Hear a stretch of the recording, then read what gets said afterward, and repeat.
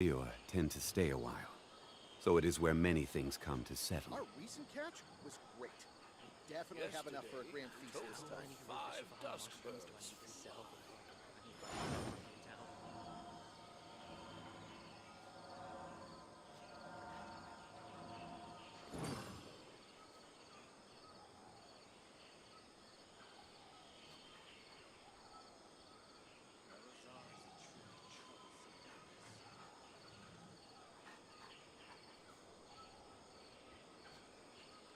Our recent catch was great. We definitely Where do have you enough want for to a go grand feast next? this time. If you'd like to see Liyue's tourist spots, I have a few references.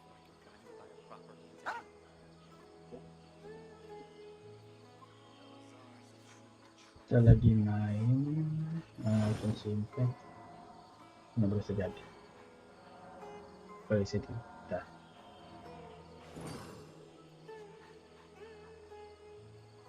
Yesterday, a total of 5 dusk birds. Our recent catch was great. We definitely have enough for a grand feast this time.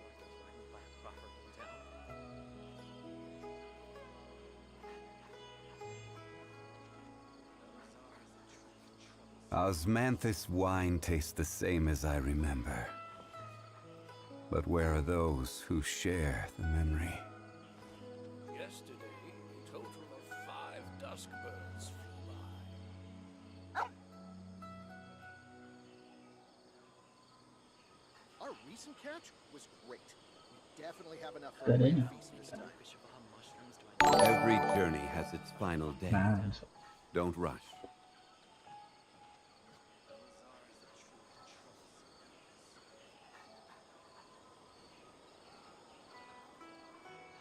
Yesterday, a total of 5 dusk birds flew by.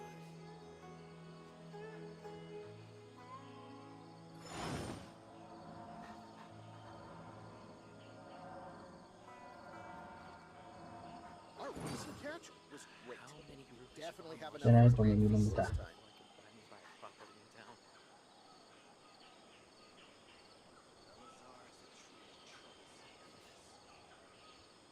Boats are made for transferring commodities back and forth. And those that come across Liyue tend to stay a while. So it is where many things come to settle.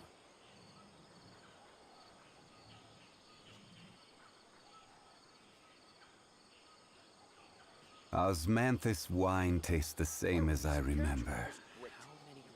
But where are those who share the memory? Yesterday, a total of 5 dusk birds flew by.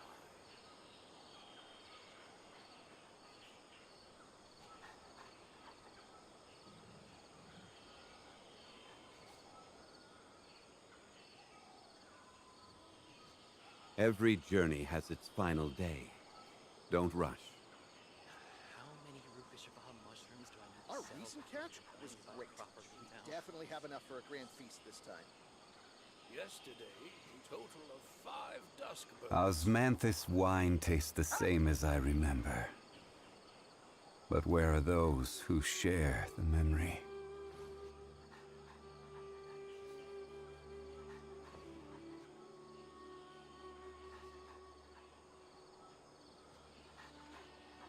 How many Rupeshiva mushrooms do I Our need to recent sell catch was great. We definitely have enough for a grand feast this time.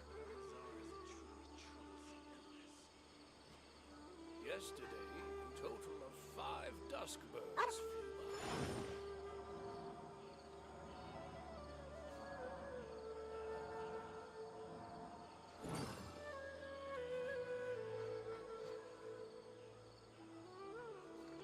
How many Rupeshiva mushrooms do I need to Gue sell cek.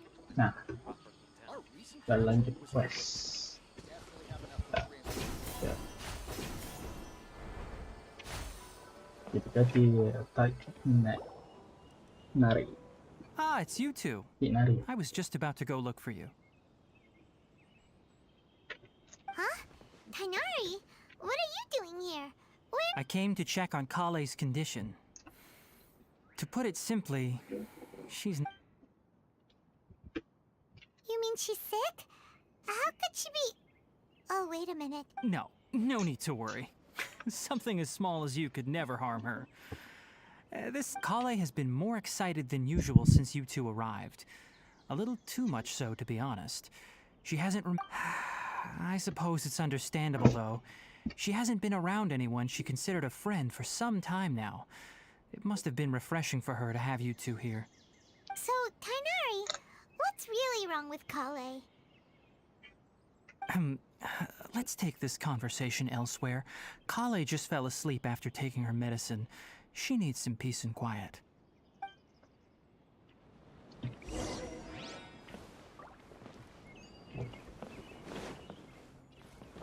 Dia di mana ya? Mak.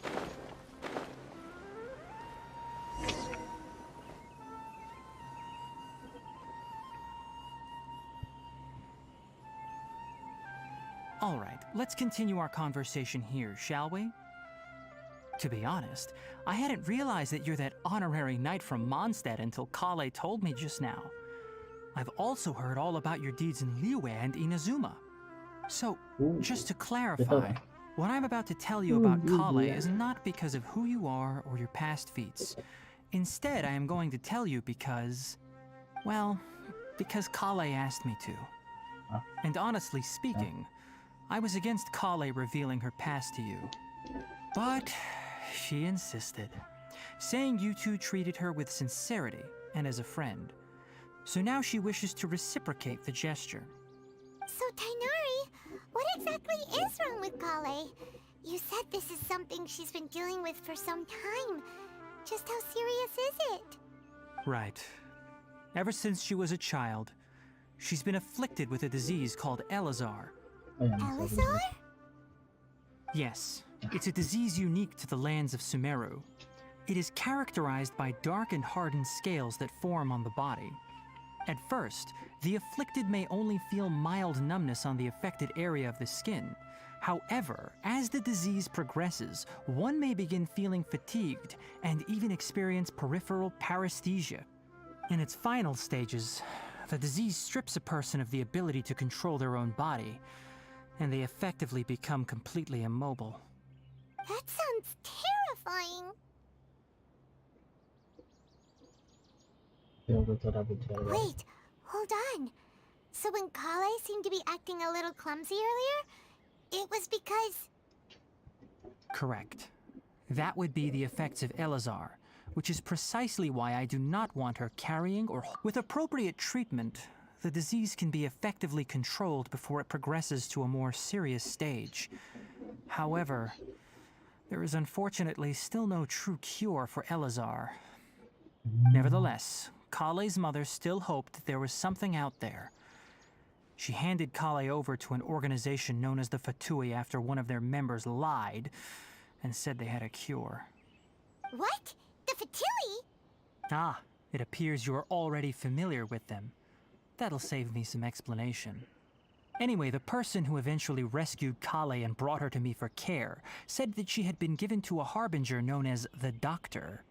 I have no idea how this doctor managed to do it, but her case of Elazar was, however, Kale's days with the Fatui were anything but pleasant. Kale is a resilient individual and always tries to appear cheerful, but her experience with the Fatui has left deep scars. Even now, she can still feel deathly afraid of someone touching her. Oh, Paimon had no idea Kale's been through so much suffering. Oh, by the way, Paimon, Kale wanted me to tell you that she's sorry for scaring you yesterday. She also wanted both of you to know that she's sorry for hiding her illness. She doesn't need to apologize. None of this is her fault at all. Well said. I hope you'll get a chance to tell her that in person the next time you see her. Kale once thought that it would be impossible for her to have any real friendships. I trust that you two will never let my trainee experience such emotional pain again. Don't worry, Tainari. We'll take good care of her. Well, it's not too serious at this point. She overexerted herself the last couple of days, which is what led to her breakdown this time. As long as she has taken her medicine and gets plenty of rest, she should get better. Though, I must admit that Kale's condition was much more stable when she first arrived here in Gandharvaville. She was interested in the work of the forest rangers the moment she saw us. I could see that she was serious about learning, so I felt compelled to ask her to join us. Her stamina has gotten much worse recently. Though a moderate amount of physical exercise is always necessary, I'm afraid the long-distance patrols are a little too much for her now. All right. Now that I've told you about Kale's past, I think I'll head into the rainforest to find some ingredients needed for her medicine. I'll see you two later. Yeah, we'd like to do something to help Kale. All right, but I must warn you two. The rainforest is a dangerous place, especially for someone who's still recovering like the traveler. You must follow closely and listen to every instruction. No problemo. Let's go then. We'll be looking for a plant known as lunar lotus. It's often used to help those afflicted with Elazar recover their energy. Okay. Hey, Tainari? Where exactly are we going to find this plant? Lunar lotus can be found all over the rainforest, but it often grows right here around Gandharvaville. Given the name, it sounds like we should be looking for it in the water. You are correct. Lunar lotus grows in the water. When fully matured, they look like giant blue flowers floating on the water's surface. Quite an attractive species, if you ask me. The large petals are actually the plant's leaves and sepals, which surround a very small flower. You should note that many of the plants found in Sumeru have names that are contrary to their species. Take the Kalpalata, for example. The plant is not a lotus at all, but rather a vine. And then there's the Sumeru rose, which is not a rose, completely contrary to its name. Oh, okay then. Note to Paimon, never bring up the topic of flowers with Tainari. But where are those who share the memory? Okay. But where are those?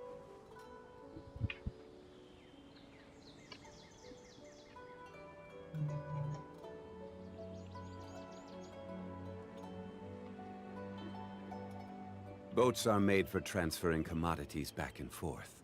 And those that come across Liyue tend to stay a while. So it is where many things come to settle.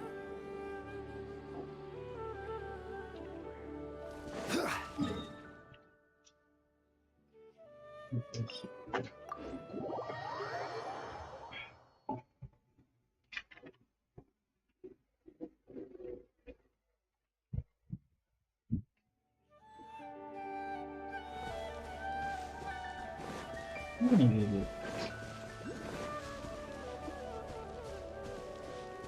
Oh, kalian.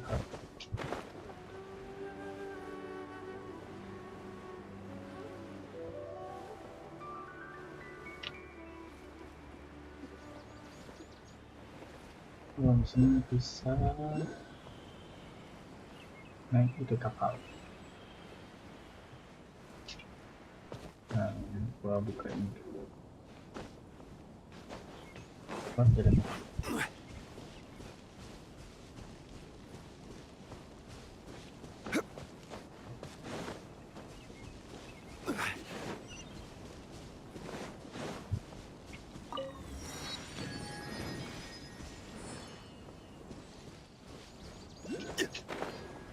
Additional assets. Yang kita ruas itu. Dah.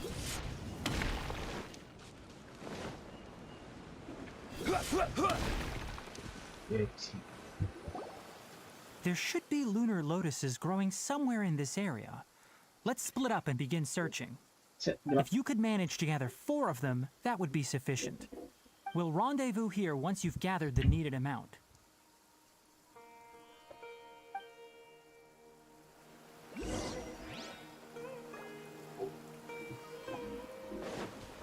Okay. Kita harus kumpul dengan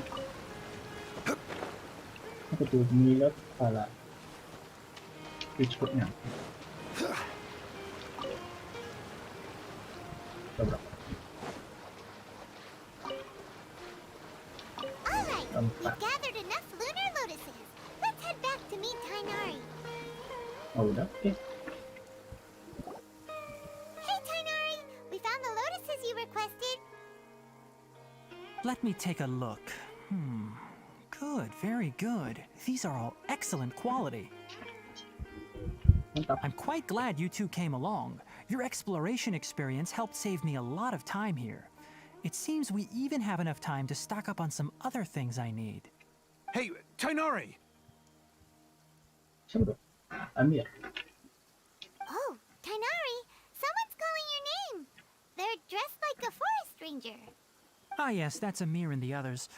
But didn't they just set off not too long ago? What are they doing back so early? Let's go find out what's going on. Oke.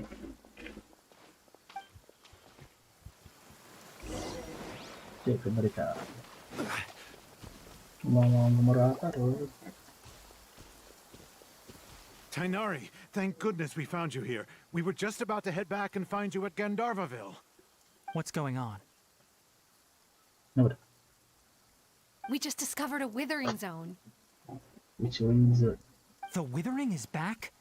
But the patrol route you were on should have been already cleared just a week ago. It reappeared so quickly.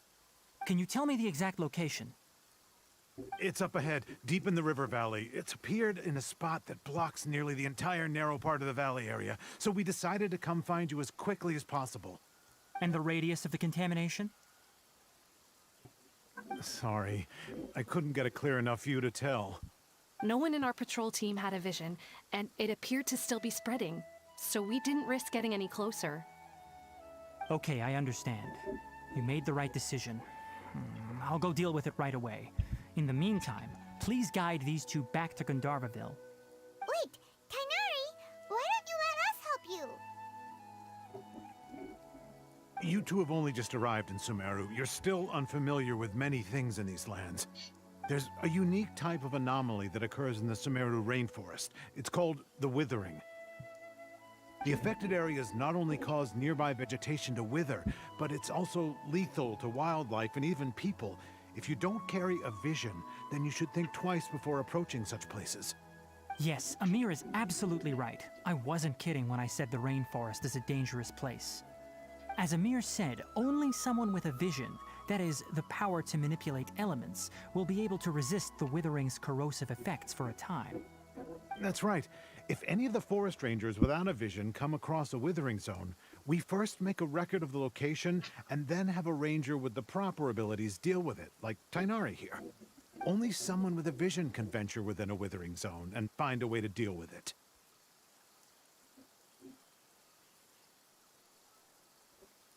I'm unable to have a do But you don't this. seem to carry a vision. Don't worry, he may not have a vision, but he's a real pro at using the power of the elements. It seems the rumors about you are true. In that case, all right, you two may accompany me. Oke. We typically only teach visitors how to identify the withering as they're about to leave Gandharvaville. We'll make an exception today and show you what it looks like up close.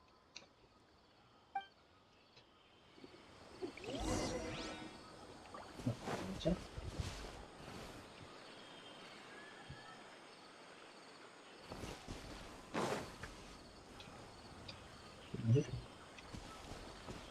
Oke, sekarang kita ke situ.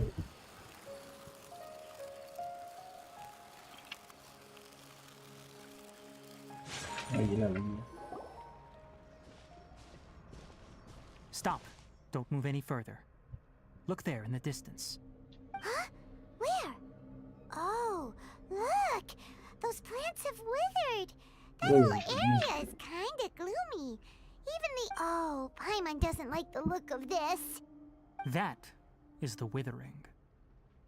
All right, traveler. We're going to have to enter that withering zone. Once inside, we'll need to look for what we call tumors of the withering. Ya, Thank you, but I must warn ya you, bisa yuk. don't push yourself. This is your first time handling this sort of thing after all. Even with elemental powers, once you step inside the withering zone, you may experience extreme discomfort. If at any point it becomes too much, return outside the zone and take a breather. It could become a matter of life and death. You ready then? Let's go.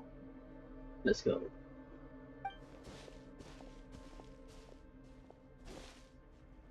First, we must locate any branches sustaining the withering zone.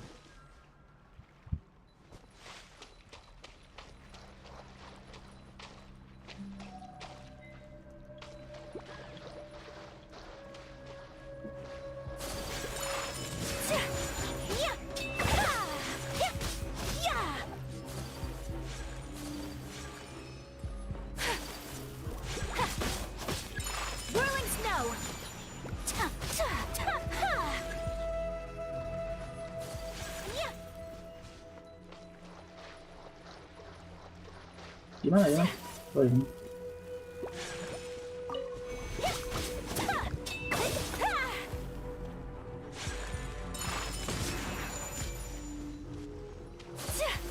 Gimana?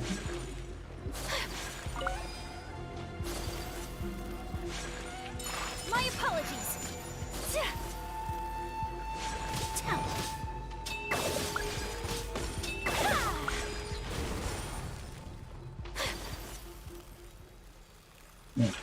Whirling snow.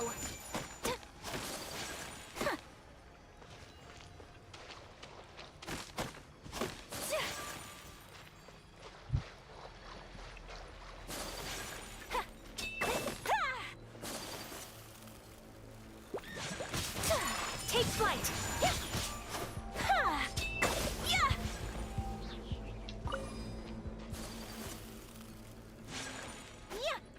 My apologies.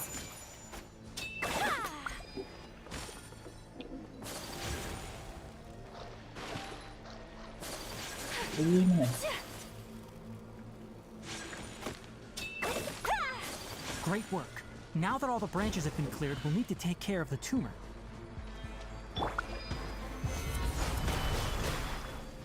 Order guide you. Kamisato art. Sumetsu. Now, destroy the tumors of the withering. Oh gitu. We did it! Everything's returning to normal now. Yes, thanks to you two. Tainari? It's that obvious, huh? Recently, the rate at which if that simply meant, for instance, even though we cleared out the withering zone, many of the plants that were affected, this presents a crisis for, and to most, Huh? I'm still not sure of the exact reason. However, I've received word from acquaintances at the academia that similar cases are being reported for patients with other conditions. Same.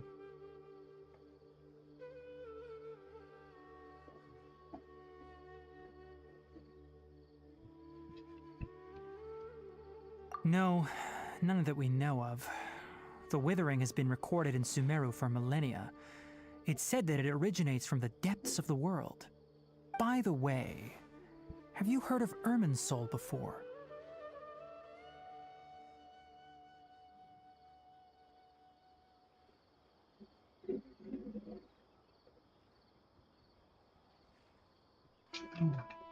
Wes. Gimana? Dapat. Irminsul is a tree located deep beneath the surface. Although it isn't like any tree we know in a biological sense, you can basically think of it as a large tree that grows downwards rather than upwards. I'm sure you've heard of ley lines, right? They're like the roots of Irminsul, spreading and extending from a massive cavern deep underground all the way up to the surface.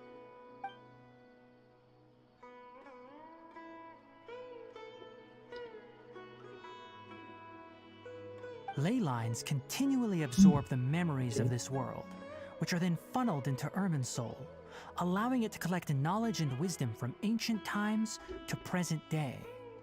The Dendro Archon is known as the God of Wisdom because her consciousness is directly connected to it. It is also said that the Dendro Archon's power is a manifestation of Irminsul. And as for the Withering, its emergence is related to a disease that's affecting it.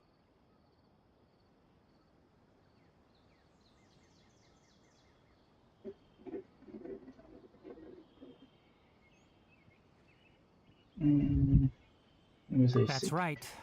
My ancestors learned of this from Greater Lord Rukkhadevata's familiars a long time ago. But even those mysterious creatures did not know of a cure for Irminsul.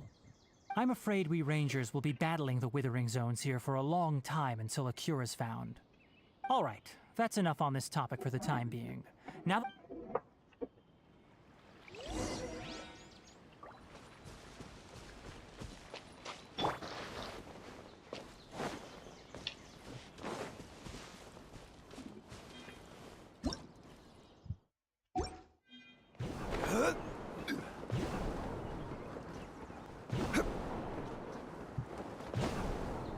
Bisa lebih ya?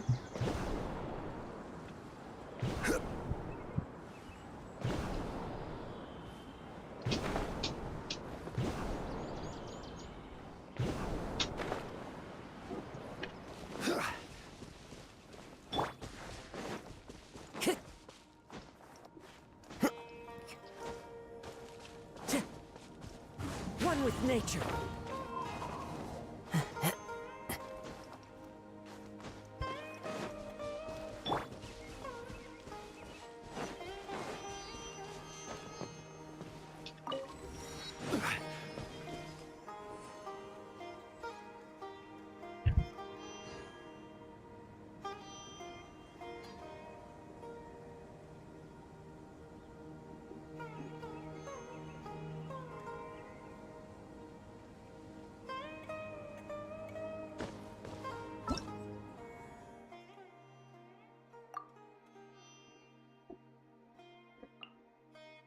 Uniformers.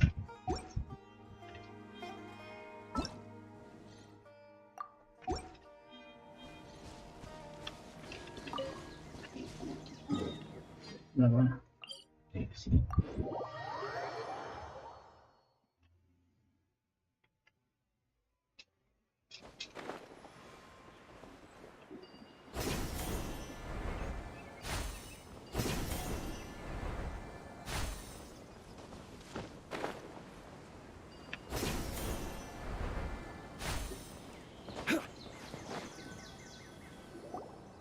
Oh, Tainari, you all made it back. How did it go? The withering zone you reported has been taken care of. No need to worry. Huh. Wait, is that... Oh no, Hypatia! Bisa. Huh? What's wrong, Tainari? This Duskbird is Hypatia's designated courier for urgent news. You do remember her, don't you? She's the scholar you and Paimon were following when you first arrived in Sumeru. Oh, her? How could we forget? So did something happen? Let me see what's written in the letter first. Oh... So what's it say? And what's with that weird expression on your face? Just let Paimon read it. Huh?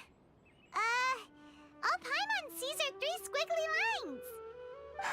Yes, allow me to explain. After we brought you from Hypatia's cave to Gandharvaville, Hypatia resumed her meditation. She must have just finished. It's been nearly 3 days since she's had anything to eat, and it appears she's forgotten to prepare some rations. This letter is her asking us for help. We need to go. Okay. What? You mean she's been sitting there for 3 days? Hey, wait, how did you know all that from just a few lines on the paper? Terus. Well, obviously because this has happened before. Last time she drew 5 lines, and by the time we found her... Well, I'd prefer not to remember that. Needless to say, Hypatia's been through worse, but we should still get to her as quickly as possible. I've got some emergency rations set aside for times like these. Paimon, Traveler, could you two bring these to her? Wait, you want us to bring her the rations? But will the Traveler be okay if her cave is still filled with that funny incense? Let's find out. Here, Traveler, take a smell and see. So, how do you feel? Huh? Really? You're not feeling even a little drowsy? But wait, how'd you know that he'd be okay this time, Tainari? Back when we were clearing the Withering Zone, I observed that he could adeptly manipulate the Dendro element. I knew then that he would be fine. And if I may ask, when I was telling you two about Irminsul's ley lines, was what I described similar at all to what you saw while you were unconscious? That's correct. Those weren't hallucinations at all. Though I don't intend to apologize for deceiving you, because what you saw is of significant importance. Not just for the nation of Sumeru, but the entire world of Tevat. My forefathers were shown much favor by Greater Lord Rukkhadevata. We took an oath to protect this nation together with her. Now that that duty has fallen to me, it was part of my responsibilities to ascertain whether you could be entrusted with the fate of Sumeru. Now, after seeing you in action with my own eyes, you have earned my confidence, and I no longer feel the need to hide any secrets from you. When you passed out, your consciousness had connected directly with Irminsul. What you witnessed were actually real memories contained within Irminsul itself.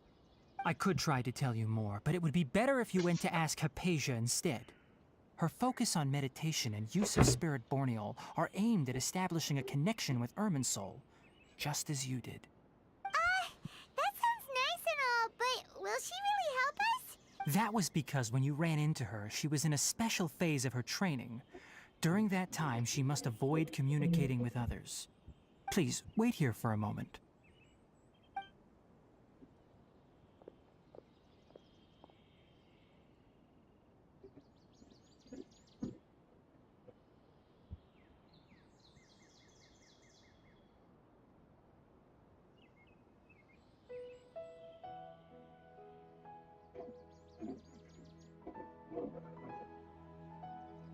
Here, take these. It's a meal I packed for Hypatia, as well as some other ingredients. I'm sure it'll come in handy. Also, here's a letter that I would like you to give to her. Just show it to her and she'll answer any questions you may have. Thank you. No. I should be the one thanking you. You've both been a great help these last few days. Hypatia should still be in the cave. Let's go inside and...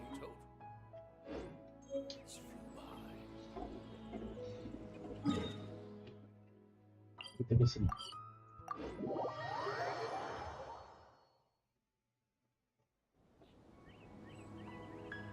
Osmanthus wine tastes the same as I remember. But where are those who share the memory?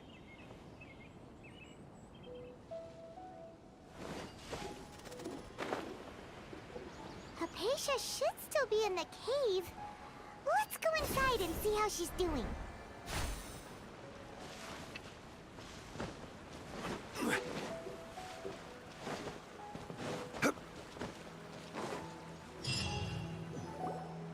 Hello?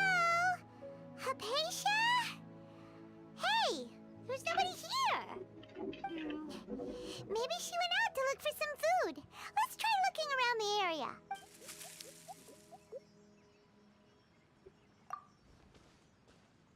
Surabaya.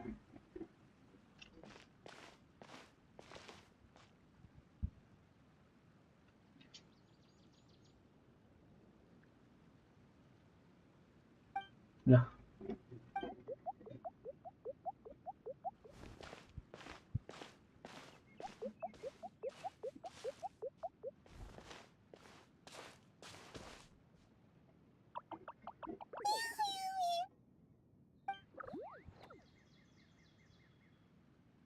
Apa?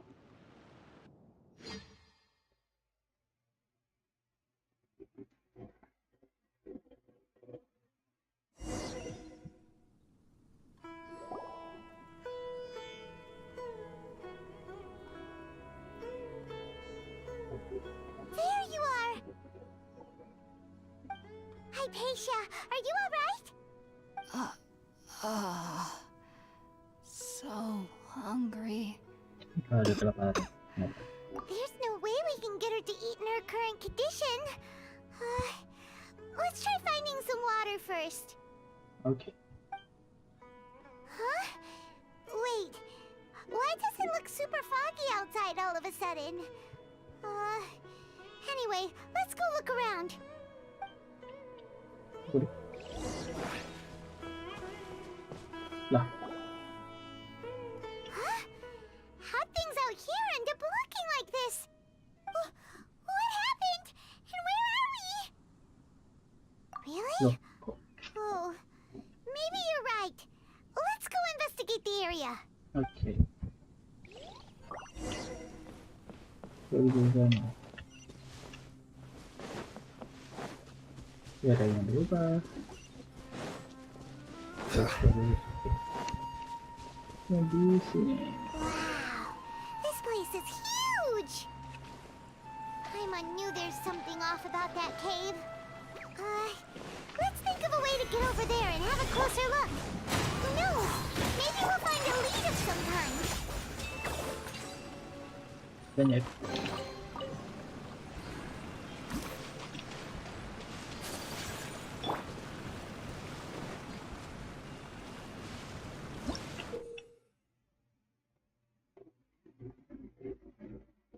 Oke.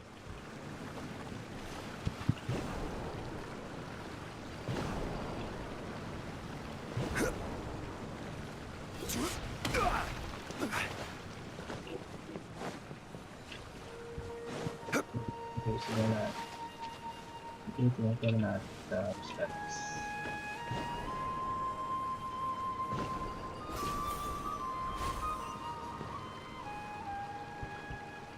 Kita harus ke sini. Mana dong?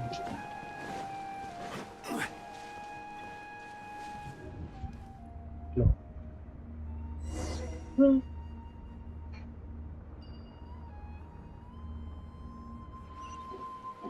Ya. Huh? What happened just now?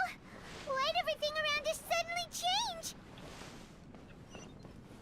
Ini ikut paling sengaja. Ya bilang. Si Caviar. Dan kemana pula?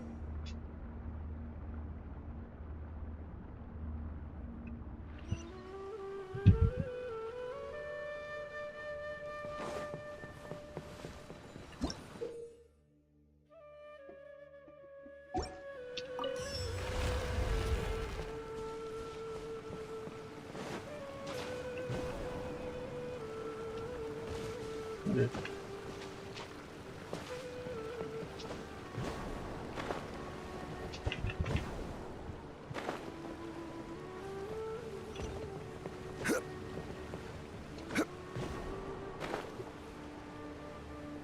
Let's go see.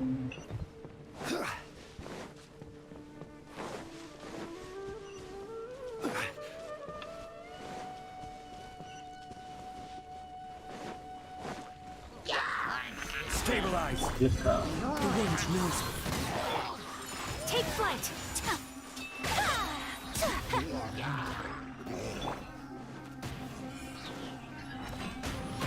Gather. This is order. Whirling snow. Yeah.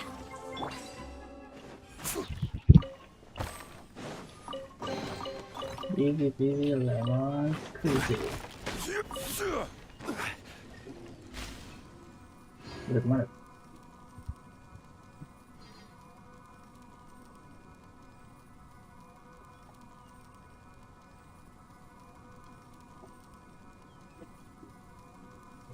Aduh.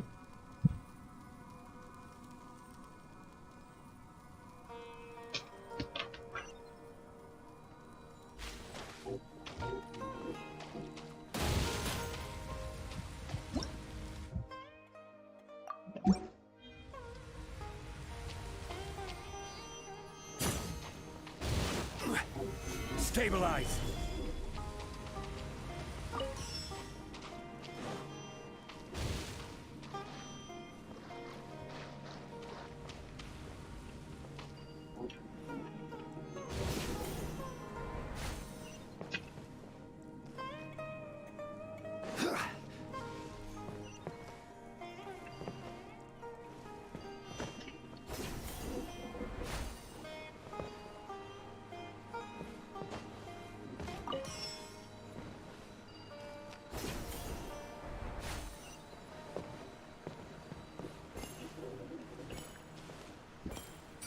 Oke dah, mari kita F3.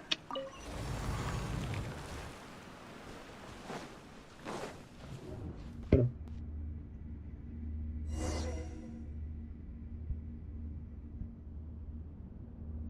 Hari-hari ini. What in Tibet is going on here? This place is getting weirder by the minute. Hey, what's the matter? You don't look so good.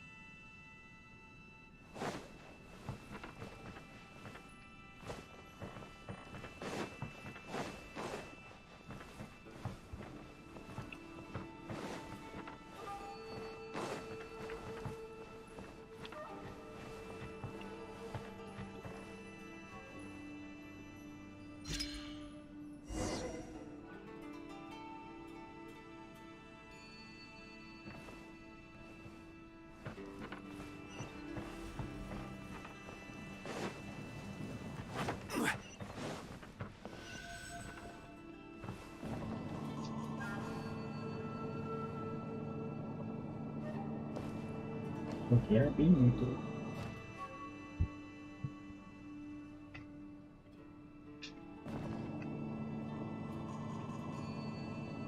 Ya maaf.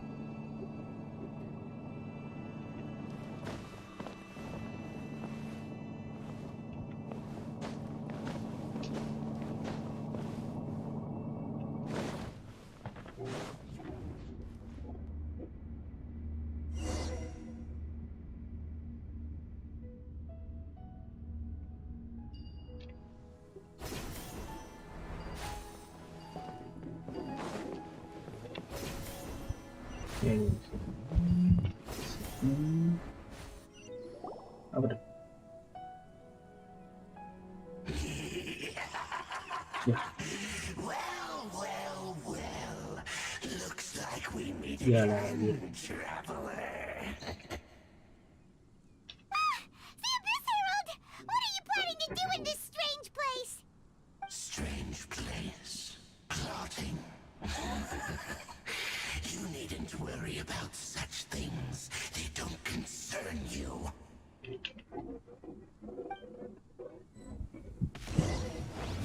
Nggak ada.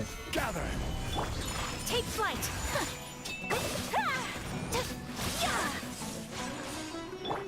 Order guide you. My apologies! Stabilize.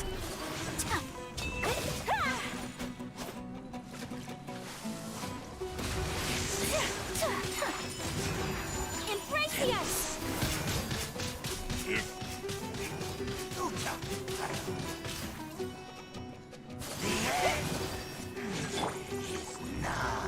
Gather!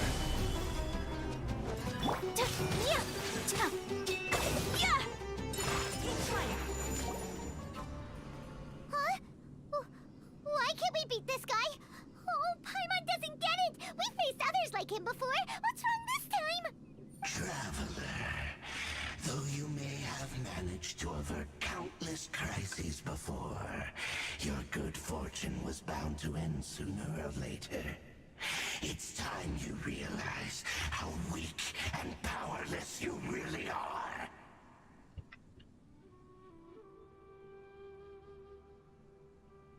Macam ni guys. Your sister.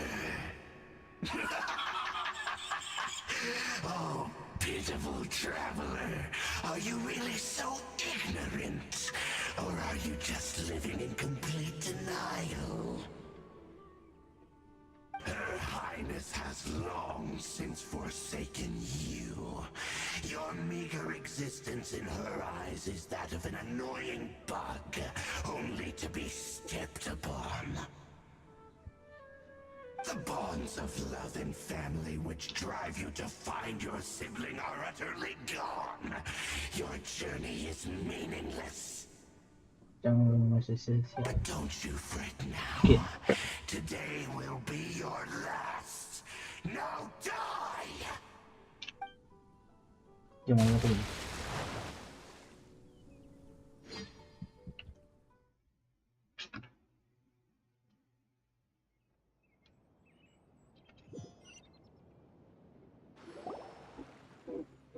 Hmm.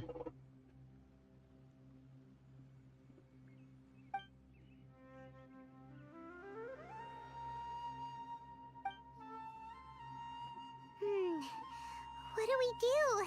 We haven't seen Hypatia anywhere out here. Oh, there she is! Quick, let's see how she's doing.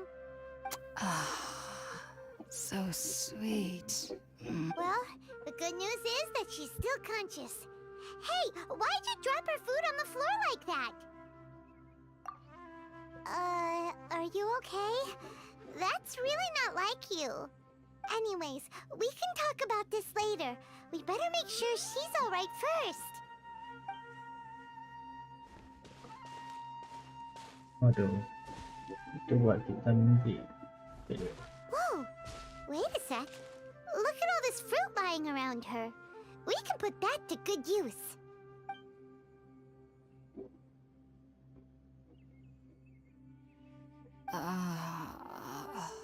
Who's there? Tainari, is that you?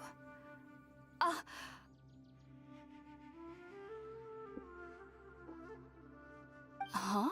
Terus ya, are you okay? It's okay. You can relax, Hypatia. Tainari Hypatia. sent us here to bring you some food and water. Here, we have a letter that he asked us to give you.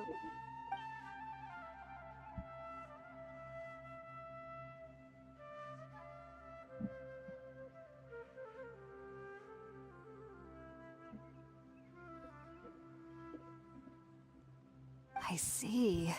So, you're friends of Tainari. I apologize for all the trouble I've caused you. I'm grateful that you came so Okay. quickly to save me. You even brought all this fruit. Well, actually, we didn't bring the fruit. It was already here when we arrived. Ya benar. Kinda wondering about that, actually. When we found you here, there was all this fruit lying around and even some juice dripping from your lips. Oh, really? Yep. I seem to understand now. All the fruit was likely from my, neighbor. Must have come by and saw me like this. Your neighbor? You mean there's someone else living nearby? Oh? So you're able to see them too?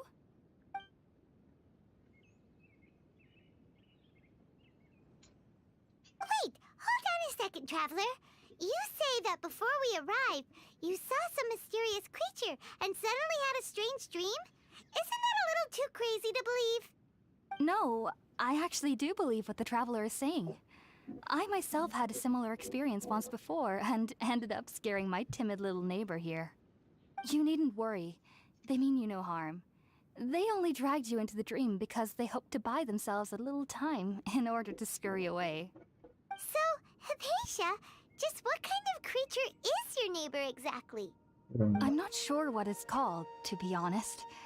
But I do know that they have some sort of deeper connection with the Dendro Archon. I know this because the first time I saw them was also the exact day my consciousness was able to form a connection with Irminsul. Even after I opened my eyes and stopped meditating, my heart was still pounding, and my mind was racing with all the knowledge that I had touched. And at that very moment, I suddenly noticed a small figure at the opening of the cave. In my curiosity, I began to walk over to the creature. They must have already been used to me living in the cave, because they didn't seem to mind me approaching them. They just kept doing whatever they were up to. It wasn't until I crouched down next to them that they suddenly realized that I could see them.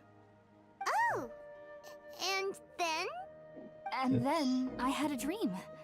By the time I came to, they were nowhere to be seen. I was convinced they'd never show up again. But sure enough, I saw them nearby a few days later. And they weren't alone. I feel like they aren't as afraid of me as the first time I approached them. But I never would have expected them to save me. Okay. Yes, no doubt about that. By the way, Tainari mentioned in his letter that you had questions for me regarding Irminsul. Malu dia tidak parah. Sorry about that. Sounds like just drinking juice still isn't quite enough for my stomach. Well, if somebody hadn't dropped the food earlier. Anyway, looks like we'll need to prepare something ourselves. Besides, Paimon's getting hungry too. Let's eat first and talk about Irminsul later. All right, we're up, traveler. Today's menu will feature sweet madame and a radish veggie soup. You'll love them, Hypatia. They're our specialties after all. Sounds good. I've never tried any dishes from other nations before. I certainly look forward to it. It's been so long since I've had a decent meal, too. To be honest, the last time had to be when Tainari came to visit. Oh. Oke, kita let's go. Kemana? Nggak keluar cara.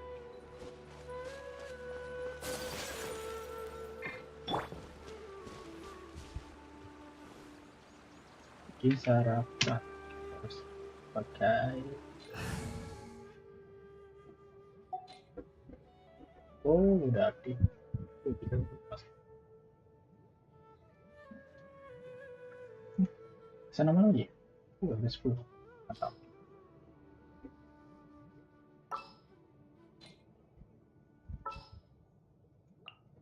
Let's finish this.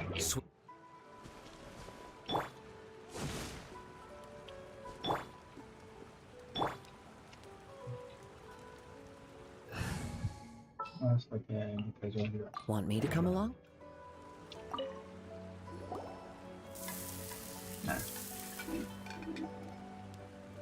All done! Let's use the empty box that Tainari gave us since we already washed it. Oh, it smells amazing! And the box is a nice touch too! Let's go serve this up and start eating with Hypatia! Oh.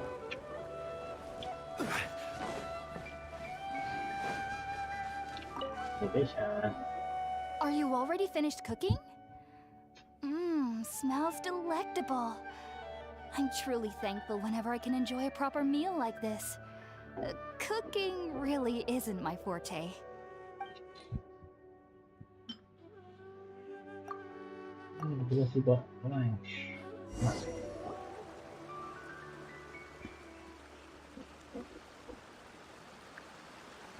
Even though everything you mentioned was in Tainari's letter, it's still hard to believe you were able to connect with Irminsul immediately after smelling Spiritborn eel for the first time. It took me nearly 3 years before I could do so. And everyone at the Academia even lauded me as a genius. You should know that some researchers spent their entire lives without ever successfully connecting with Irminsul as you have. So why does this incense allow people to connect to Irminsul? The ingredients used to make Spiritborn ale primarily consist of plants created by Greater Lord Rukkhadevata. These special ingredients are conducive to heightening our senses to the Dendro Archon's power. Since the root of the Dendro Archon's power lies within Irminsul, we can occasionally tap into her powers to peer into the depths of the earth. Naturally, anyone who can establish a connection with Irminsul in their first ever attempt must be a person of great understanding. Makes sense. But Paimon's got a question. Why was he sensitive to the smell of those plants for such a long time? That was primarily due to his body's unique constitution. Stimulated by the incense, he could perceive the Dendro Archon's power and experience the sensory overload, hence the adverse reactions. Taking in any scent similar to the ingredients of Spiritborn ale would cause adverse effects. Not to worry though, it appears you've already fully recovered. Technically, your body should still be sensitive to the powers of the Dendro Archon, but unless you're using intentional meditation techniques, the scent of Spiritborn ale should no longer trigger such reactions. Whew. Well, that's a relief. I must admit, I am quite envious of your abilities. Even if it meant suffering from pounding headaches for the rest of my life, I'd consider it worthwhile so long as I could connect with Irminsul at will.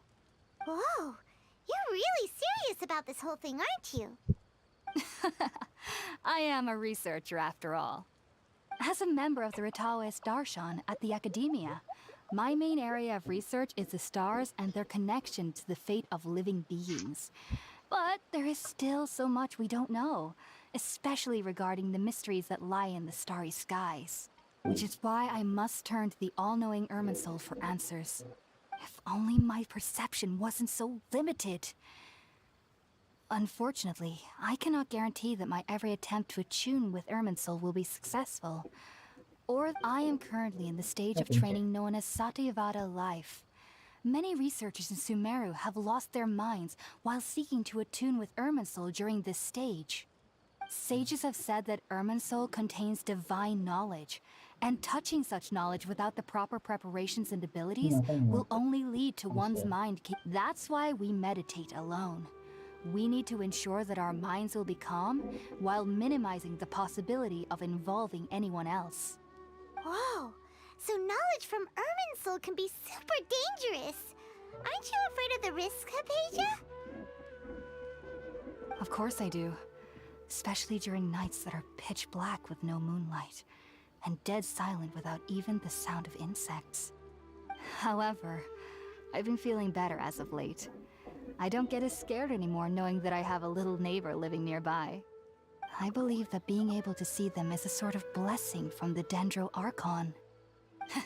But what's strangest of all is that they're clearly an envoy of the God of Wisdom herself, and they have the curious power to make people dream. What's so strange about that? It doesn't sound so out of place for a divine being, does it? Well, it's strange because nearly nobody in Sumeru can ever dream. Huh. Is that true? Yes, well, to an extent. Only children can dream in Sumeru. Adults, however, never do. The sages say that wisdom implies rationality, but that which occurs in dreams is often neither rational nor logical. Yes, if one struggles with anxieties, those emotions could influence their dreams. The fact that the people of Sumeru do not have dreams is seen as a blessing by the sages. They believe that Greater Lord Rukkhadevata, the god of wisdom, is keeping us away from the foolish delusions you encounter in your sleep. I was born into a family of scholars in Sumeru City. Ever since I was a child, my parents would always tell me that I'll know I've grown up once I stop dreaming. I studied hard, enrolled as a student in the academia, and went on to become a researcher. Sure enough, I never dreamed again. But then, on the day I scared the little Aranara, I suddenly saw a dream again. It was incredible.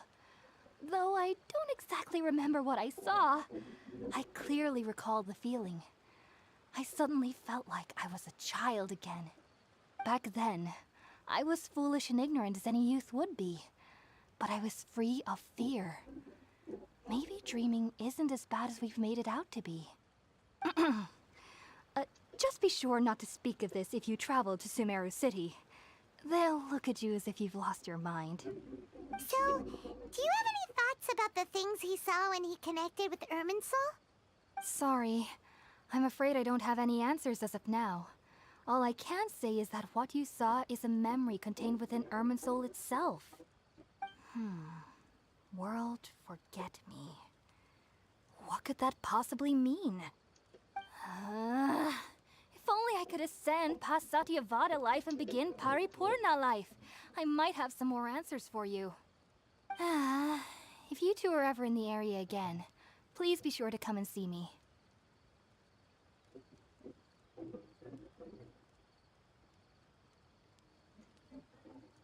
There's no need to be thanking me. You two are my saviors. Besides, I'm already looking forward to tasting some more of your cooking. Now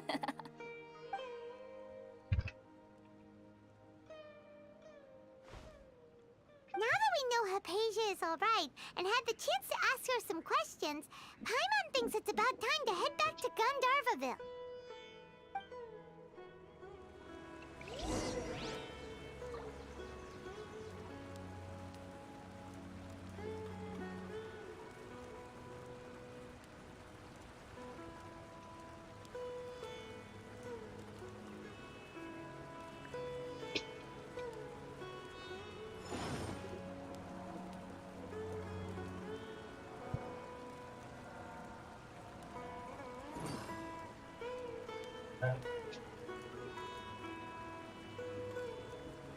Ya, klik.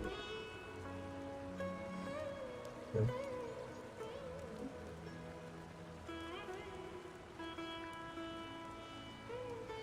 Where do you want to go next? If you'd like to see Liyue's tourist spots, I have a... Ke kamu. Mungkin dari babi. Tunggu sama.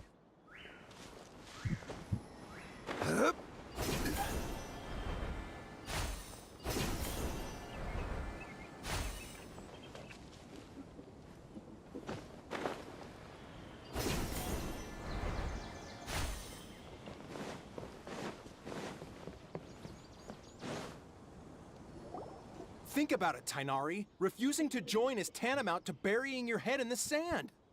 I understand that you're a forest watcher and that it's your duty to combat the effects of withering zones. But isn't it evident that such work is not a lasting solution to the problem? As Sage Kage clearly stated, your presence and guidance in Sumeru City is pivotal in finding a cure for Irminsul. How could you possibly refuse? Keep your emotions in check, Gulam. Let's at least listen to Tainari's reason for declining. We're here to invite him to the Academia, not to cause a scene. Sage Kage, I am truly honored that you came here in person, but I'm afraid I must still decline your invitation. I am merely a forest watcher. How could the great minds of the Haravatat have any need of someone like me? Well, it turns out that your refusal letter had some implications on your master's reputation. He is a renowned sage of the Immorta, after all. So now I've come here in his stead. I see. Huh. And I figured that given his temper, he would come here and berate me personally. Tainari, your master is an integral part of this effort, and now he requires your assistance. And what exactly does my master need of me, Sage Kage? You'll know once you've arrived in Sumeru City, that is. And how long will I be required to stay? There's no definite answer as of now. Do you mean to tell me that despite coming all the way here to Gandharvaville, you still can't answer the questions I laid out in the letter to my master? If that's the case, then I'm afraid I cannot give you a definite answer either. Tainari, but you... So be it. Come, Gulam, we're leaving.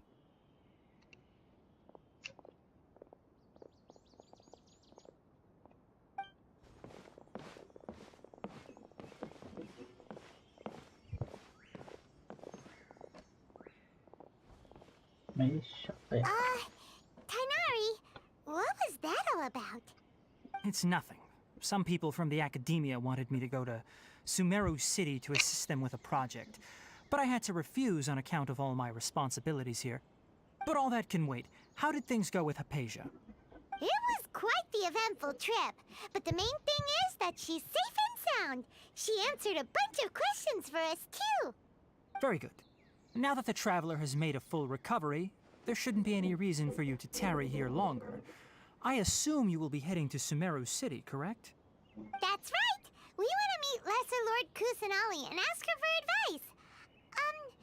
Do you have any idea on how we can find her? Sorry. I'm afraid I don't have any advice for you there. Well, do you at least know anyone we can try asking in Sumeru City? Let me think. My trips to Sumeru City have been fairly short, and most of my acquaintances are researchers. How about this? I'll write you a letter of introduction that you can give to a researcher I know. He's from the Immorta Darshan and is adept at gathering information. Asking him might prove worthwhile. Also, when you enter Sumeru City, you'll probably end up receiving something like this item here. I'm not sure if it will ever come in handy for you, but maybe you can give it a try. Oh? What is it? It's called an Akasha Terminal. It's a tool produced by the Academia that utilizes the legacy of Greater Lord Rukkhadevata. Some say that this very item is the basis of Sumeru's reputation as the City of Wisdom. Needless to say, this device and its usage fall under the Academia's expertise, so I'll leave it to them to show you how to use it. Great! Next up, Sumeru City! But wait, before that... That's right! Tainari, we have something important to say to Kale before we leave. Is she doing better now? Yes, she's doing much better. After being confined to her bed all this time, I thought a little walk would do her some good. Last I saw her, she was taking the path towards the North Crossing. She knew you two would be leaving soon, so she must have wanted to see you off. Thanks, Tainari. All right, let's go! Farewell, and good luck to you both. Thank you.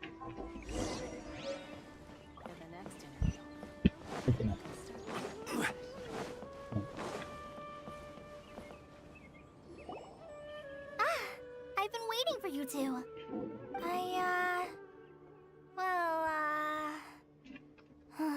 Never mind. I guess I should just wish you two a safe and successful journey. Thanks for waiting here just to see us off, Kale. We're headed to Sumeru City. Let me see you soon. Don't worry about me. I can take care of myself. My condition won't be getting in the way of my duties. I want to be a forest ranger after all. It's up to me and the others to protect the rainforest here. And, I'm sorry. I should have told you both about my condition when we first met. I just wanted you two to treat me as a normal friend, not some girl that needs your sympathy. But I guess now I understand that the most important thing is for friends to be genuine with one another. There's no need to apologize, Kale. We should be thanking you for trusting us enough to be your friends and sharing your past with us. We're probably still gonna worry about your condition, but that's because we're friends and we care about you. Thank you. That means a lot. Before you leave, I have something for you. Oh? What is it? It's my recipe for pita pockets. I told you that I'd give you a copy, remember? My handwriting is a little, messy, so please don't laugh. Yay! Thanks, Kale. Now we can eat those scrumptious little pitas whenever and wherever we like. I hope that whenever you eat them, you'll both remember your time here in Gandharvaville. Oh, perhaps we will. Well then, I, trainee Forest Ranger Kale, bid you both farewell. Please visit Gandharvaville again. The Rangers will always be ready to assist you here. Thank you.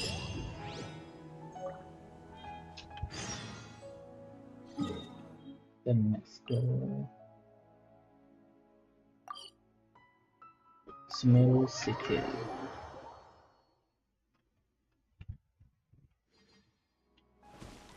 Right.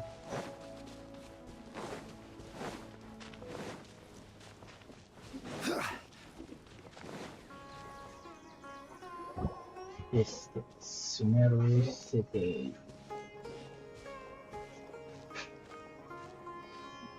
Sumeru City! We finally made it! Oh, did you see that? When those people entered the city, something on their heads lit up. One moment, please, you two. It appears this is your first time visiting Sumeru City. Oh, yeah, that's right. But how did you know that? Because there's currently no information on either of you in the Akasha. But no need to worry, that won't prevent you from entering the city. In fact, the Academia conveniently provides each traveler to Sumeru City with a device. Oh, okay. Perhaps you two have heard of the Akasha before. It's our beloved Greater Lord Rukkhadevata's lasting legacy, a treasure trove of collected knowledge. After centuries of tireless research on the Akasha, the Academia created one of its most ingenious inventions, the Akasha Terminal. As long as you are within Sumeru's borders, you may use an Akasha Terminal to connect directly to the Akasha and access any knowledge you need. I should mention that due to technical limitations, the operation of Akasha Terminals will be much smoother and more effective in large cities such as Sumeru City and Port Ormos. Oh, so this is the thing that Tainari was telling us about. It sounds pretty amazing. You two are quite fortunate. Until recently, it was standard practice to only issue Akasha terminals to outlanders who spent an extended amount of time in Sumeru. However, this policy was recently changed, and now all travelers are issued one upon arrival. Here are your Akasha terminals. Please handle them with care. Thank you so much. It kinda looks like a leaf. To activate it, simply hold it in your hand and say the following phrase to yourself. May the mighty God bless us with their voice of wisdom. Oh, says this little doodad lets you access knowledge. Maybe we can use it to find a way to meet Lesser Lord Kusanali. Let's give it a try. May the mighty God bless us with their voice of wisdom.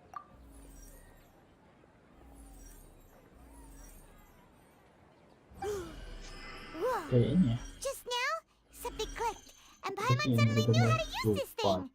It seems all we need to do is concentrate on what we want to know, and bam! You get it. Oh, that'll come in real handy. Exactly. That is the power of the Akasha. And with that, let me officially welcome you both to Sumeru City.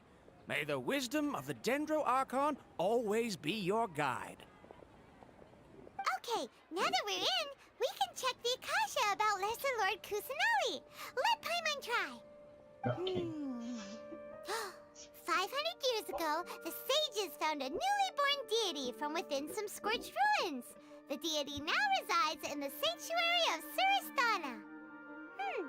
Seems pretty similar to what Kali was telling us.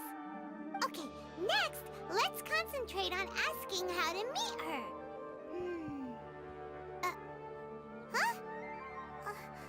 Paimon doesn't sense anything. The Akasha didn't respond to Paimon's question. Oh, come on! Ugh.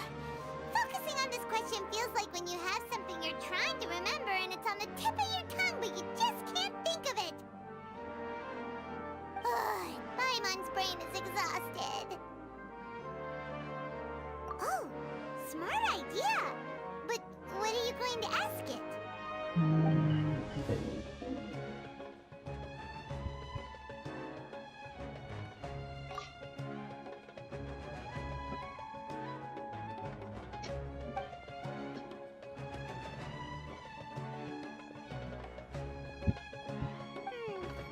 You too?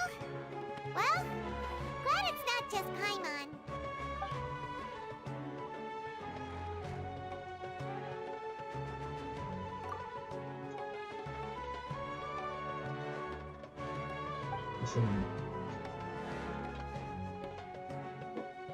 Uh-oh. Paimon's getting all teary-eyed all of a sudden. It feels like the people of Sumeru really miss their Archon. Okay.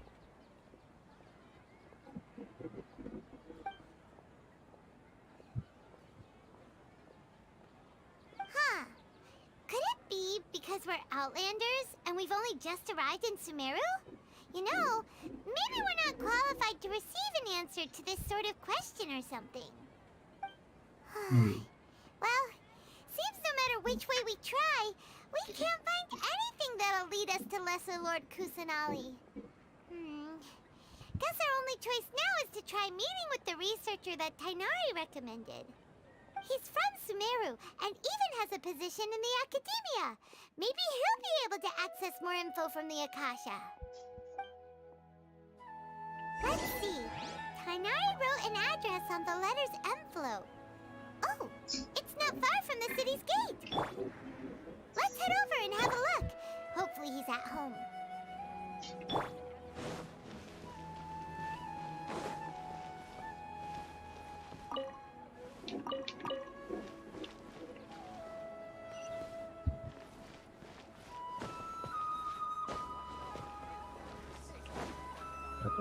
Oh yeah. Hello, are you Rohawi? Yes, that's me. Can I help you? Great! You see, Tainari sent us here and... What? Tainari? Please, there's no need to say anything, really. Sure, I admit that the article I published last month wasn't my best work, and maybe the data didn't produce the most convincing results, but...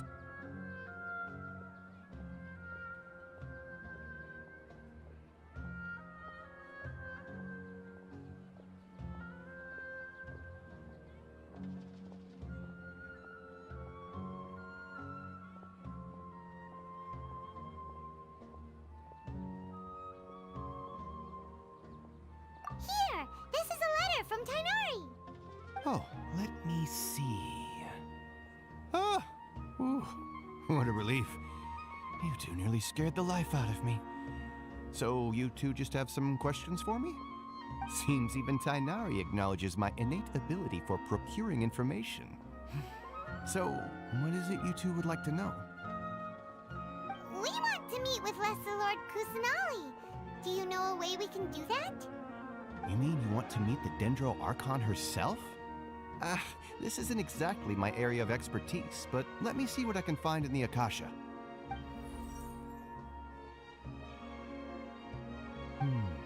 Sorry, the Akasha didn't respond to my query. What? You too? But what about your abilities for getting information and all that? Paimon was sure you'd be able to access more info than we did. Well, as I said, this isn't my area of expertise. I am but a lowly researcher, so the Akasha doesn't see a need for me to know more about the Dendro Archon. All I know is that ever since Lesser Lord Kusanali returned to Sumeru, she's never left the Sanctuary of Sorasthana or made a public appearance. Huh. Didn't expect her to be such a mysterious figure. The Dendro Archon is somewhat of a recluse. Perhaps she just doesn't want to entertain visitors, which would explain the lack of information in the Akasha. But then what can we do? No need to worry just yet. I'm only hypothesizing here. You could certainly try asking around and see if anyone else has ideas. And besides, you two should consider the bright side of things. Not being able to see Lesser Lord Kusanali may not be a bad thing. In this world, there will always be information you cannot obtain from the Akasha and things you can never accomplish. Knowing when to yield is a form of wisdom. Take me, for example. It's a miracle if my brain cells can spit out one paper every 3 years. But Tighnari? That guy can publish 3 papers in just a single year. Okay. Thanks for your advice. Don't mention it. If you two ever want information about things like who's been promoted within the Academia or relations between the 6 great sages, come find me. Hey, come on. This is a survival skill at the Academia. Paimon's expectations were pretty low, but this is so low it's like digging holes in the dirt. So what do we do now? Even if we want to talk to someone, we don't know anybody here. Huh? Like who? Oh, you're right! Catherine! The Adventurers Guild has its own intel network. Let's hurry and find her. I've been handed all the numbers and tests again.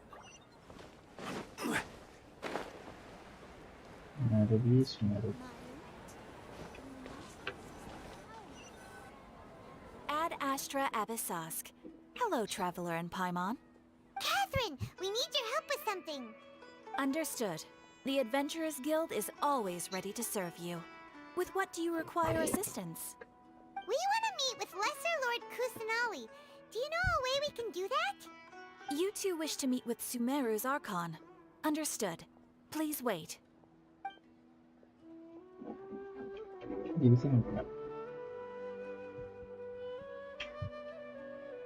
I apologize, but I am unable to call up any relevant information in the Akasha.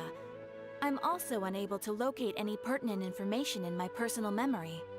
Aww, another dead end. Well, if Catherine can't help us, then we really don't know anyone else to ask now. Please do not worry. I may know of someone who can help you two. In Sumeru, the Adventurers Guild does not serve as the vanguard of information. Rather, there are numerous active mercenary groups collectively known as the Eremites. They take on various contracts and work all across Sumeru, so they naturally accrue intelligence. An Eremite brigade called the Corps of 30 is in charge of Sumeru City's defenses. Not only are they the oldest brigade... Corps of 30? What a weird name.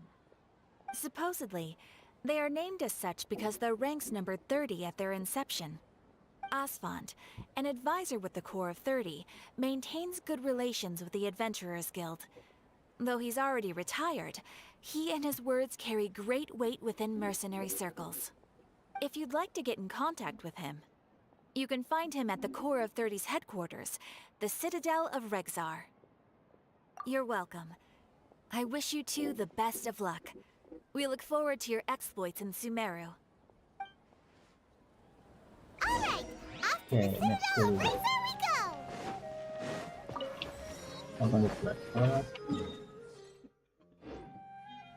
Put upstairs.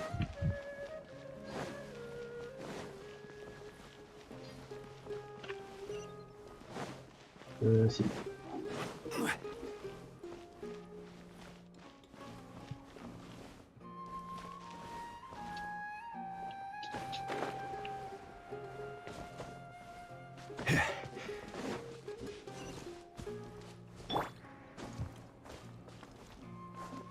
Shit, di atas. Okay.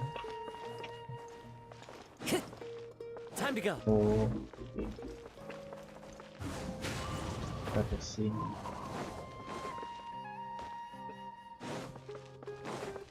Nah, gitu. Kita dapat dulu. Nah.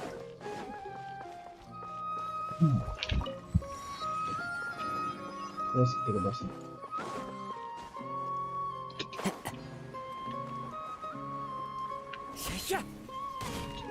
Okay.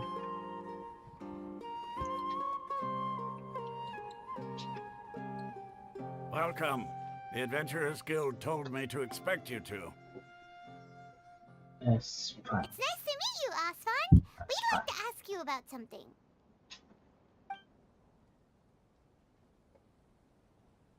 Yeah, there you go. I see. So, Catherine's the one who sent you this way. Ha! It's true that the Eremites network is vast, but even I can't help you meet the Dendro Archon. Wait, seriously? That's it? Afraid so. The Eremites aren't terribly religious, so we don't know much about divinities. As far as the Akasha goes, we can access even less than you. We originally came from the desert. The gods there died off long ago. Since those days, we've used our own two hands to carve out a living. We don't beg gods for their aid. It isn't just us, though. If you ask me, I think most in Sumeru aren't interested in Lesser Lord Kusanali. Oh? Why's that? Just take the Academia, for example. They're the ones who truly rule Sumeru. Although they believe in gods, in their eyes, she was the one who founded Sumeru. Because of the Academia's influence, most citizens, not to mention that Lesser Lord Kusanali, never makes an appearance. And the Academia never announces anything. Really? Mati ba? After hearing all of that, Paimon sort of feels bad for Ha! But who knows? We're all just guessing when it comes down to it. Besides... All right. Well, thanks for the info, Osfond. No problem. Always happy to help out the Adventurers Guild. Until leaving the... Okay. Seems Osfond was right about most people's attitudes here. Not only are they not interested in the Dendro Archon, they even say stuff like, if the Akasha doesn't think I should know, then I don't need to know about it.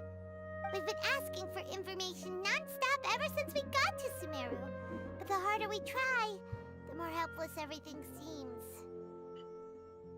Isn't there at least one person in this entire city who cares about Lesser Lord Kusanali? Oh, you two are interested in Lesser Lord Kusanali? Huh? Who are you? From the sound of it, you two are Outlanders who recently arrived here. You've been asking around for information on Lesser Lord Kusanali, right? What is that? Oh, I'm sorry. I forgot to introduce myself. I'm Dunyarzad, one of Lesser Lord Kusanali's faithful followers. Whoa, really? Then do you know how we can meet with her? I'm afraid I can't help you with that. But your conversation earlier did happen to remind me of a legend about the Dendro Archon. Sure. It goes like this. Long, long ago, There was a man who heard a prophecy. It predicted that a great calamity was about to befall him. Panicked by what he heard, the man sought out the Dendro Archon in hopes that she would bless him with the wisdom to help him escape his predicament. The man journeyed across deserts and through rainforests and experienced tribulations of every kind. However, he still couldn't find any trace of the Dendro Archon. In despair, he thought, alas, the Archon has abandoned me. He then had no choice but to sorrowfully resign to his fate. Okay, and then what happened? And then, the calamity came. But to his own surprise, the man felt somehow emboldened by the trials of his journey. By relying on his own strength, he managed to overcome the adversity. At that moment, a bird perched upon his shoulder. This bird was, in fact, an avatar of the Dendro Archon. She said, "O Archon Seeker, do you now understand? She and her wisdom have long been found by you.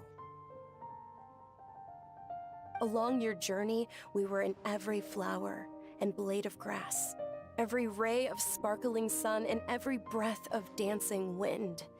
So long as you continue to think and ponder, we'll be wherever you go."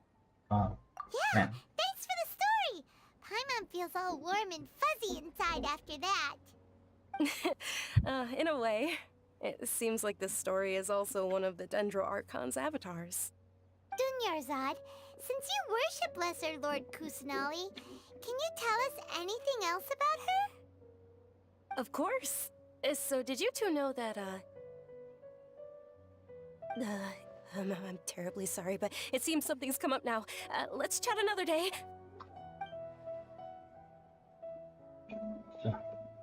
Hello. Hey, wait! What the heck just happened? It looks like they're searching for someone. Dunyarzad was acting super nervous just now. You think they're looking for her? This stinks! We finally managed to find a lead about Lesser Lord Kusanali! We can't let them get in the way now! Let's see if we can get rid of them. Then we can catch up with Dunyarzad! Hey, have you two seen a brown-haired girl wearing a purple top and a long blue dress? We're looking for her. Did she have bandages wrapped around her wrists? Yes, that's her. Did you see which direction she went? Yeah, she went that way. Quick, after her!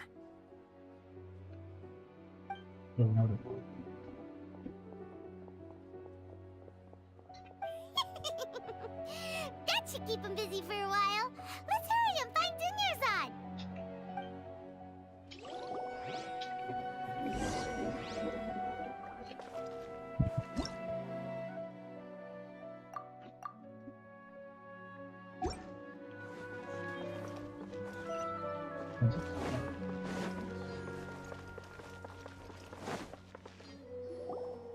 There you are, Dunyarzad. We thought you might have been long gone by now. Oh, it's you two. Oh, you startled me there. You can relax now. We threw those people looking for you off the trail. Really? Thank you so much. Unfortunately, I believe there's still more of them out there looking for me. Uh-oh, looks like there's some coming this way. Huh? More of them? Then what are we standing here for? Run! No, wait, my body isn't in the best shape. It's difficult for me to run. Okay, sounds good. There's a tavern on the other side of the port we can go to. They probably wouldn't expect me to hide in a place like that. All right, let's move out. Stay behind us. We'll keep an eye out for anyone looking for you.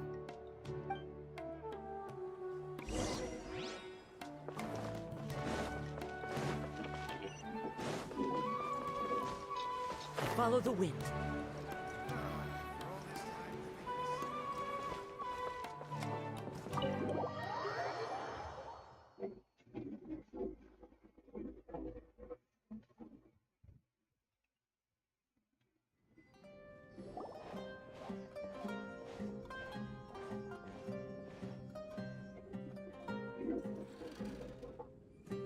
We made it.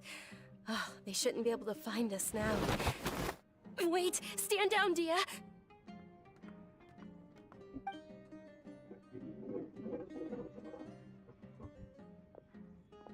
My lady, who are these two? They're travelers that I met on the street just a moment ago. They happened to notice that you were all searching for me, so they helped me hide. I see. In that case, you two should scram. There's nothing here for you. Wait a sec! Who the heck are you? And why are you shooing us away? I'm Miss Dunyarzad's bodyguard, here to see that she returns home safe and sound. My lady, let's get going. You've been gone for so long that your parents are worrying themselves sick. And if I refuse to go with you? It'd be easier for the both of us if you cooperated. But if you insist on not going, then I'll have to carry you like a sack of potatoes. Hey! Dunyarzad already said she doesn't want to go back. Why are you still pushing her? Stay out of this. You don't understand the situation. Sorry, my lady. Even though I'm your bodyguard, your parents are my employers. I have to answer to them. How much? Wait, what? How much more do I have to pay you to become your employer? So you never listen to my parents ever again. Double? A triple? Give me some time and I'll get that much. My lady, this isn't about Mora. I don't know what you think of us Eremites, but let me say this. I like Mora, but I'll never go against my principles. That's why I'm here looking for you. Sure, it's an order from my employer, but my conscience was also telling me it's the right thing to do. And knowing your health, carelessly running around like this is gonna hurt ya. For the sake of those who love you, don't be stubborn. No, you're wrong. I'm aware of my limits and I know what I'm doing. Honestly, the only people being stubborn right now are my parents. And they know perfectly well that it makes no difference if I'm at home or not. They still won't accept reality. And every time I bring this up, they just change the subject. Dia, you've been living with us a long time already. This should be old news to you. Dia, I know it hasn't been easy for Mother and Father, and I'm grateful for everything they've done for me. But there's someone else in this world I'm also grateful to. Because she saved me. The love I have for her is the same I have for my parents. This is my life and my last chance. So I want to do something meaningful.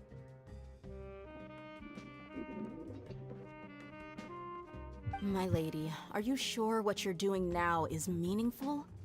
Yes, I'm sure. At least, it is to me.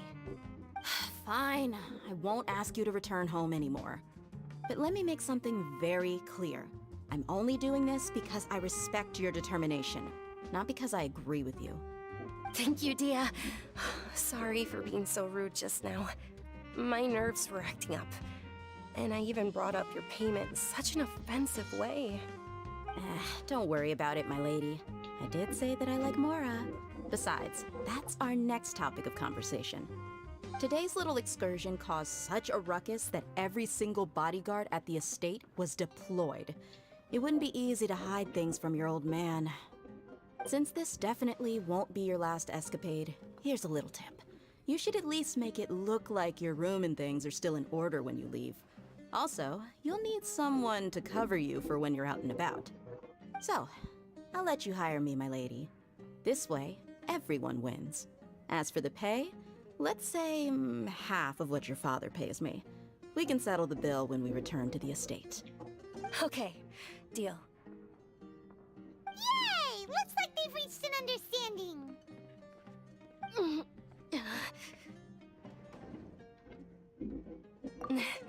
I'm fine, really. I just feel a little tired now that things have calmed down. My lady, stop trying to look tough. We're already in a tavern, so let's rest up and grab some grub. I'm sorry for worrying you two. If you don't mind, I'd like for you to join us. Sure! After you rest up, we want to hear more about Lesser Lord Kusanali.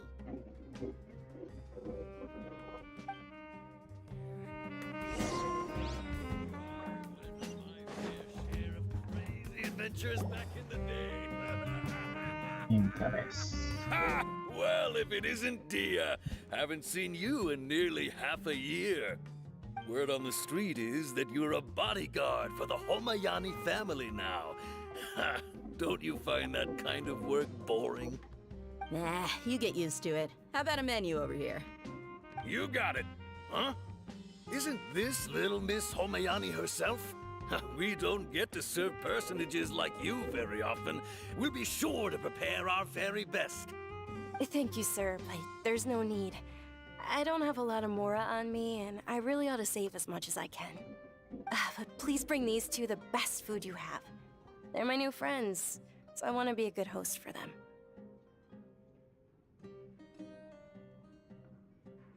Wait, we're paying for ourselves now? Aw, Paimon kinda wanted to try something fancy, but we aren't exactly loaded. How about our coconut charcoal cakes? They're our signature snack, and they run cheap. Look, other customers over there are eating some now.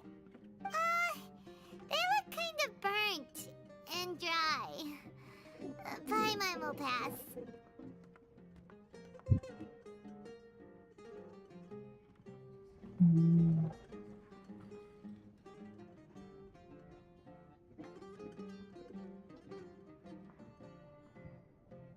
Hey, come on! Paimon has personal preferences too, you know.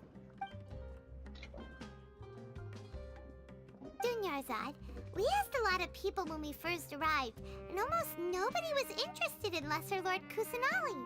So, what made you want to follow her? Well, remember when you asked me if I knew how to meet the Dendro Archon? Even though I don't know how, I think I've actually seen her before. Huh? Really? Yes, it was when I was a child. At the time, my illness had kept me bedridden for the better part of a year. I was stuck inside and couldn't make any friends, and my parents did their best to find treatments for me. But even then, the Akasha didn't have any helpful information. My younger self no longer had any hopes or dreams. One flare-up was so bad that I was in a semi-conscious state for several days. Then one night, I woke up alone in my room. I was terrified. My body was paralyzed. Even if I cried, there was no sound. At that moment, an ethereal voice spoke in my mind. Dunyarzad, don't be scared. You don't have to cry. Dunyarzad, don't be scared. You don't have to cry. Who are you? How do you know my name? How do I explain this? You might not be able to understand, but actually, I know everything about you. Really? Of course. I know that you're scared of thunder, that you hate taking medicine every morning, and that you love counting the petals on your mom's skirt. Wow, you really do know everything.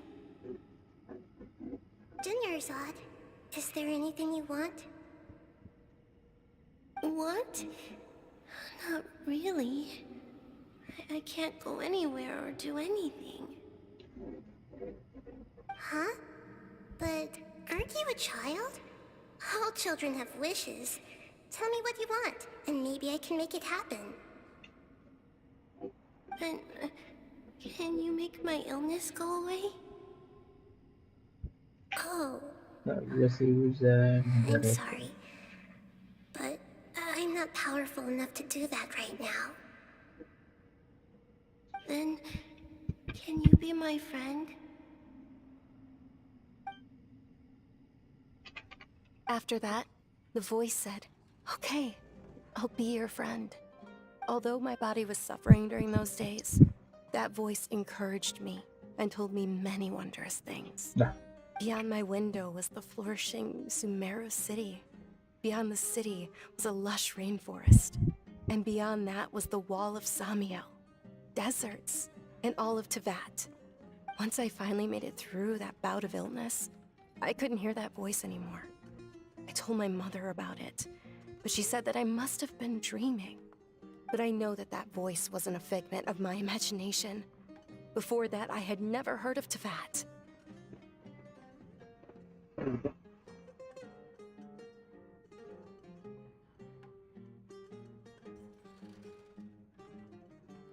Yes, for sure. If it weren't for that voice, I would have never grown curious about the outside world, nor would I have learned how to read and enjoy so many books. That voice sparked a desire for wisdom. It had to have been the Dendro Archon.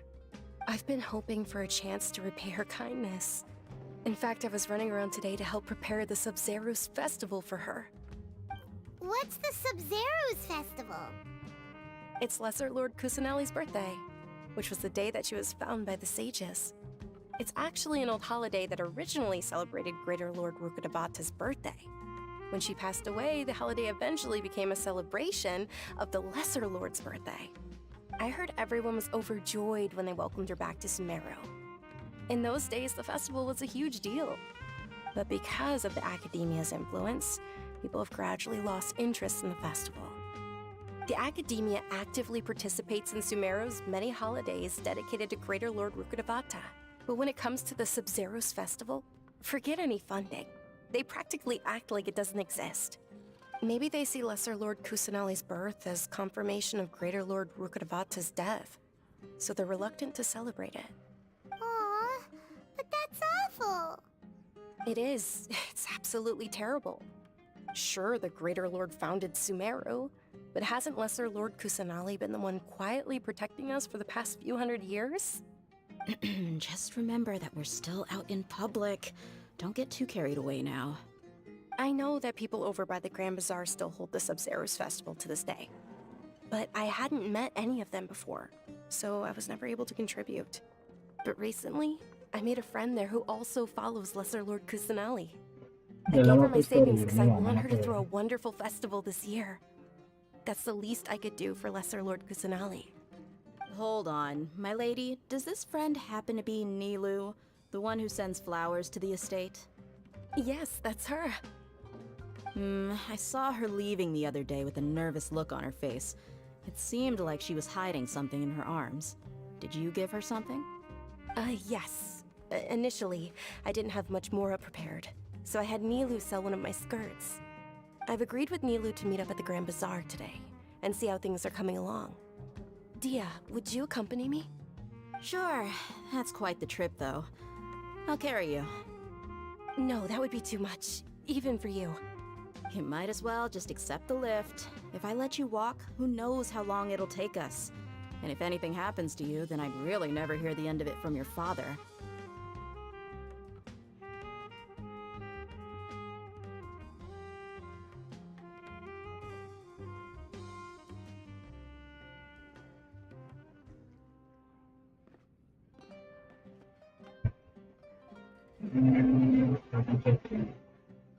But of course, Nilou will be thrilled to hear there are more people interested in Lesser Lord Kusanali. Your perspective is just tunnel visioning.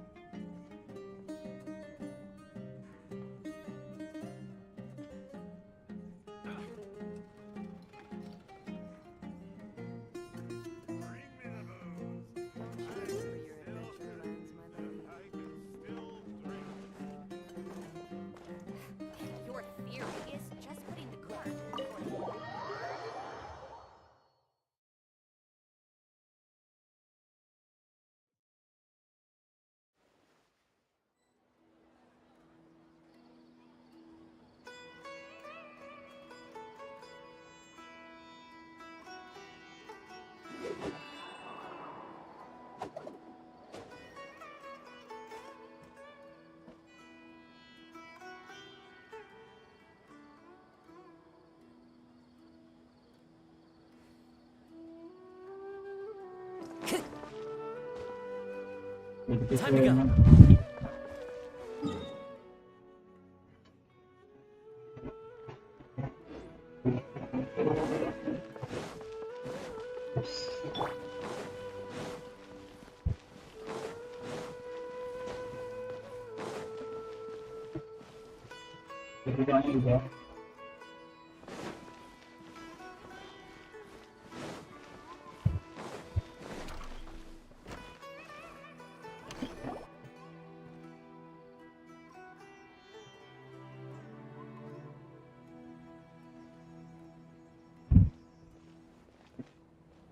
Sorry I'm late, Nilou. Oh, Dunyarzad. It was taking you so long that I assumed you got trapped at home, but you made it in the end. Uh-oh. But if Dia's here, that means you got caught, right? You could say that, but everything worked out. She's on our side now. Not completely. Oh, and who are these two? Oh, meet the Traveler and Paimon, my two newest friends. They're visitors who just arrived at Sumeru City and are looking for information on Lesser Lord Kusanali. So you're followers from another land? That's wonderful. You two absolutely mustn't miss the Sub-Zerus festival. By the way, Dunyarzad, we've already started decorating the Grand Bazaar. It looks spectacular. Thanks to your generous contribution. You're very welcome. It's the only thing I could do. Do you still have enough Mora? Probably? But don't sweat it. We've already finished renovating the stage. Come on, I'll show you.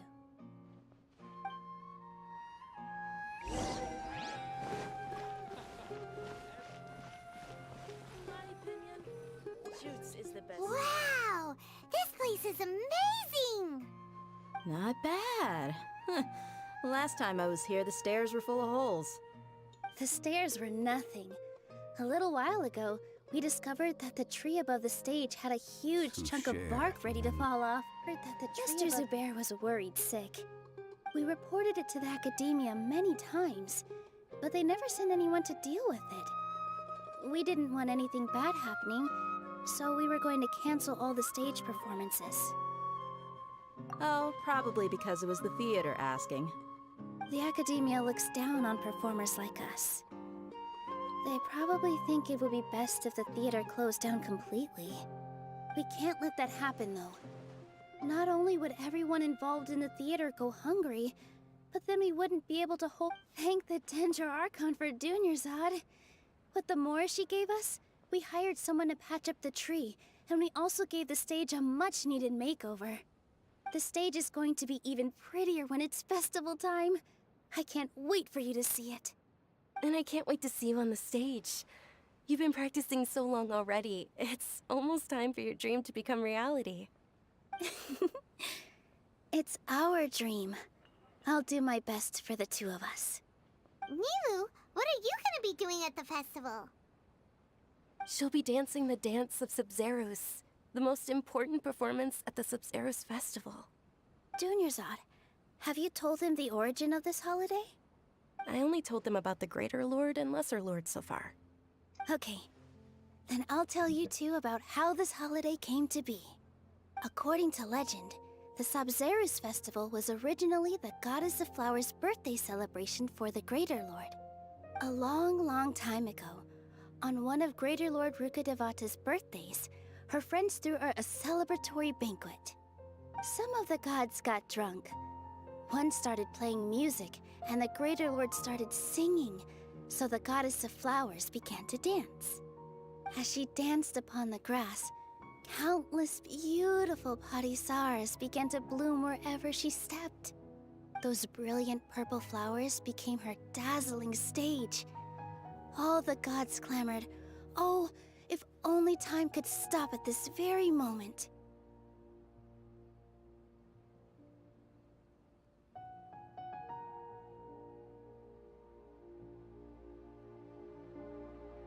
Of course they did. When people mention the gods, they always think of the Archon War. But Sumeru's gods also had happy times. Although they aren't around anymore, they're preserved in our tradition of dance. This outfit I'm wearing is apparently based on how the Goddess of Flowers looked. Though we're just tiny people compared to the Divine, we still have to do our best to make sure that the birthday girl feels loved on her special day. Nilou, you of all people will definitely be able to convey our well wishes to the Dendro Archon. I also noticed that you went the extra mile and scattered parisaras around the stage. They symbolize the Goddess of Flowers, after all. It's just a shame that all the real parisaras went extinct after her death. Yeah. The Greater Lord brought forth parisaras in memory of the Goddess of Flowers. but she ultimately could never truly replicate that beautiful purple. Thinking about the Goddess of Flowers dance makes me wish I could have seen it. If my stage were anything like that, I'd be thrilled if I had just 2 real body Saras on the stage. So, Traveler and Paimon, what do you think? Interested in the Sabzeruz festival? Will you two be coming? All of Lesser Lord Kusanali's followers will be there for her birthday. It'll be a good opportunity for you to learn more about her. Ooh, Paimon thinks that's a great idea!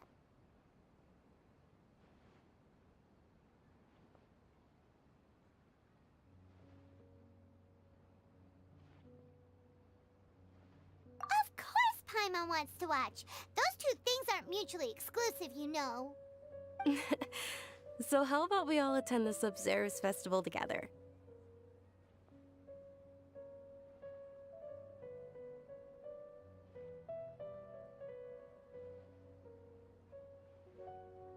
Dunyarzad, everyone at the Grand... In that case, we'll take a look around.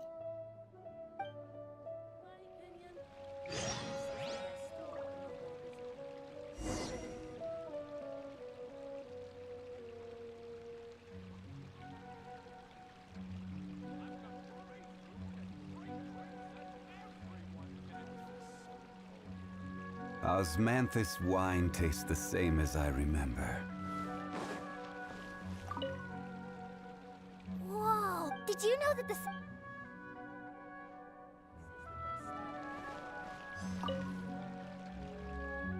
I don't know much about... Oh, and the perfume. I mean...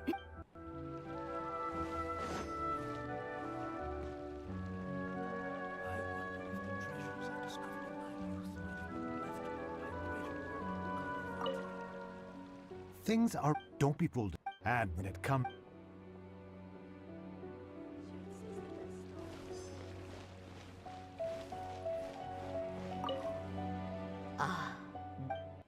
My grandma, the Sabzeruz festival has been losing its appeal over the years. That is, until a wealthy benefactor stepped in this year and brought the festival back to life. I heard...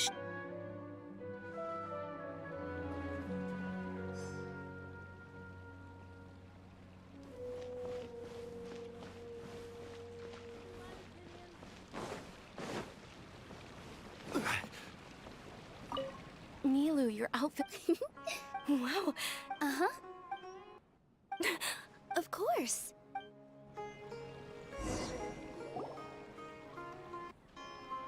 Hey! Is that who Paimon thinks it is? It looks like... Catherine!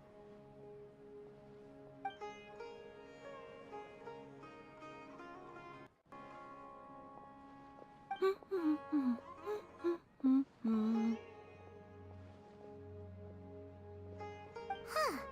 Come to think of it, Paimon's only ever seen her behind the counter at the Adventurers Guild.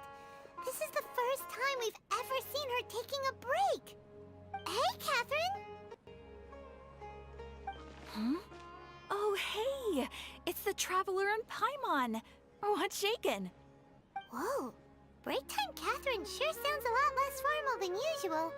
Paimon was still waiting for her to say Ad Astra Abyssosque. Sure. Standing behind the counter at the Adventurers Guild doesn't require any complicated functions. But saying and doing the same old things over and over again can get pretty monotonous. Like watching the same Fontaine movie day after day. But take you two, for example. You travel across Teyvat to enrich your lives and gain new experiences. Well, we enjoy traveling across Teyvat and all that, but we're mainly looking for clues about his sister. Yes, you should keep searching. Sometimes the answers we're looking for aren't necessarily at our intended destination. Instead, they're found along the way. Huh. Haven't we heard someone say something pretty similar recently? Anyways, what brings you out here, Catherine? No, not particularly. I guess you could say that I'm loving the recent atmosphere here. If festivals bring happiness to everyone, then that's where their true value lies. Oh, it looks like it's about time for me to be heading back now. Alright, we'll see you next time at the Adventurers Guild. Oh, by the way, thanks for connecting us with the Aramites. We've already made some great friends in Sumeru City thanks to you. I'm sure you two will get along well with the people here. You've already been blessed by the element of Dendro after all. See you around.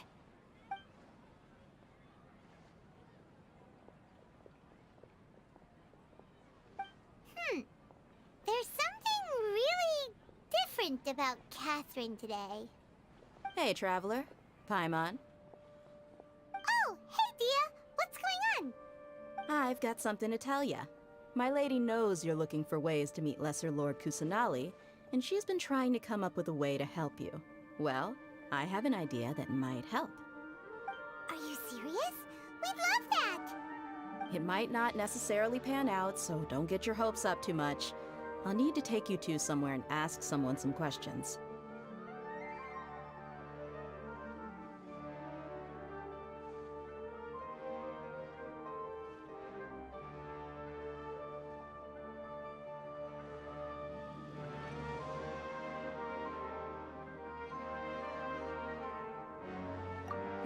My lady is feeling a little worn out at the moment. Nilu's found a place for her to rest. After I take my lady home, let's meet in front of the Citadel of Regzar. Sounds like a plan! Let's head over to the Citadel of Regzar and wait for Dia!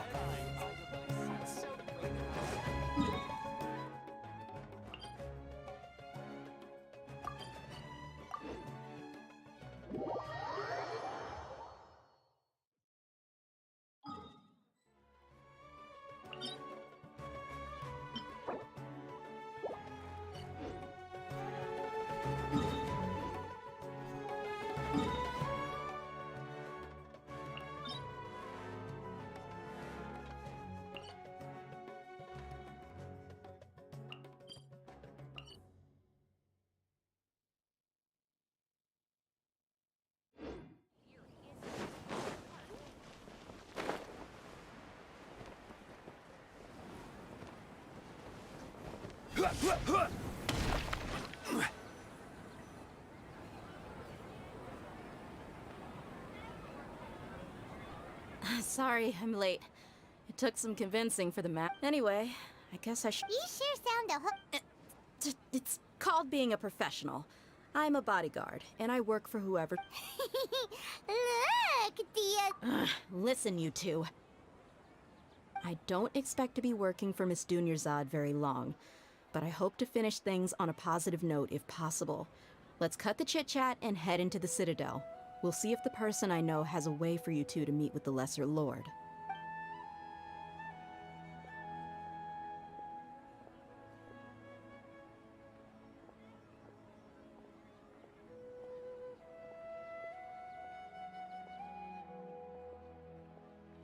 Oh, hey, Chief.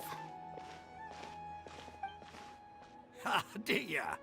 What are you doing here? I take it you all know each other already? Mm-hmm. We met this morning after the Adventurers Guild pointed us to Ozfon for more info. No kidding. Huh. So, where's Ruksha? I thought I'd help these two out by asking about the theft. Anything you can tell him? Ruksha's gone over to the Academia. The Grand Sage recently ordered Sumeru City to begin bolstering its defenses. Since you've already mentioned the theft, I suppose I might as well tell him what we... Appreciate it, Chief. Theft? Sorry, what the heck are you guys... Just recently, the Academia lost something, and there's a chance the item is connected with the Dendro Archive. I suppose that's one way to look at it. But if you ask me, the case is more about the Let me fill you in. The Academia recently sent a convoy to pick up. The Grand Sage took the whole matter very seriously. Not only did he dispatch the Matra... You two have heard of Port Ormos, haven't you? It's the largest commercial port in all of... The Academia's grip isn't long enough to reach all the way to Port Ormos, so the city's a little more... Apparently what was lost has a great deal to do with the Akasha. If you're interested, maybe you could head to Port Ormos and ask around yourselves. If you want my advice, try introducing yourselves as students. Are you serious, Chief? All the Academia students are in Sumeru City, you know. Why should they pretend to be students in Port Ormos? If you're also interested, just go there and see what happens. Count me out. I've got plenty of work to do here for the Homayani family. And take it from me, if you two really do decide to visit Port Ormos, you'd best watch your backs. Let's just say that the Eremites there aren't nearly as friendly as those here in Sumeru City. There are even some extremists who go around shouting slogans like, "Retake Sumeru for the Scarlet King." Word is that more and more are joining their movement. They're becoming a real headache for Chief and the others. You bet they are. The Scarlet King's been dead for thousands of years. Now they start spreading rumors of his return. Ridiculous. Not everyone's like you, Chief. Even the desert natives who abandoned their homes in the wilderness still wish to have a god of their own. Well, Traveler, that's about all the information we have for you. Thanks, Dia! And you too, Osfond! Since we've gathered all we could for the moment in Sumeru City, let's head to Port Ormos and see what we can find next. Miss Dunyarzad is looking forward to seeing you both at the Sub-Zeru's festival, so be sure to get yourselves back here in time for that. Good. Then we'll see you both at the Sub-Zeru's festival.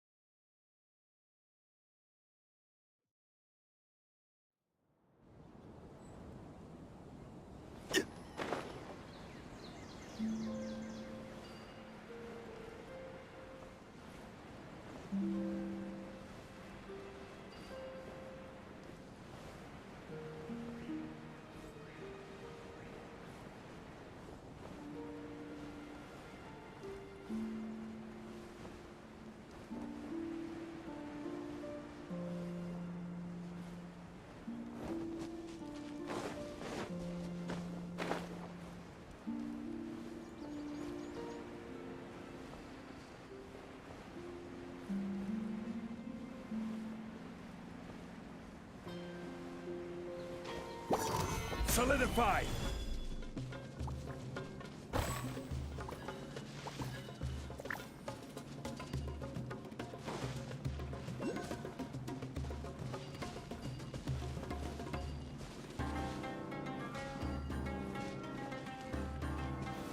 Gather!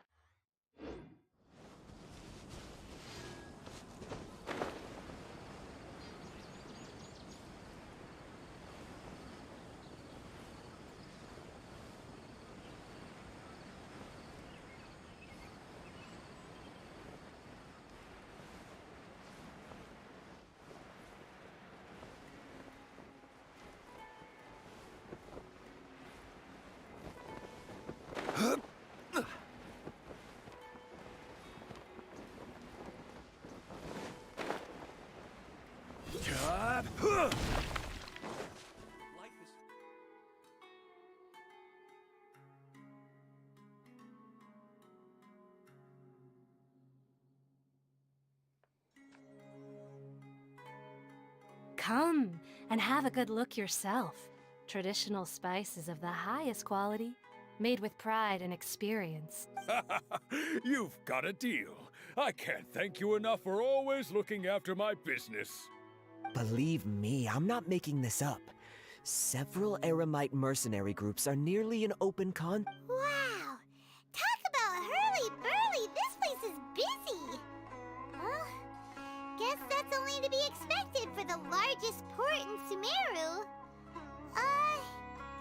Maybe it's because of what Dia told us earlier, but Paimon can't seem to shake the feeling that there's... Ooh. Let's get our bearings so we can start looking for leads. We know that whatever the Academia lost is related to the gods. But other than that, we don't have much else to go on. Osfun told us to try posing as Academia students while asking around.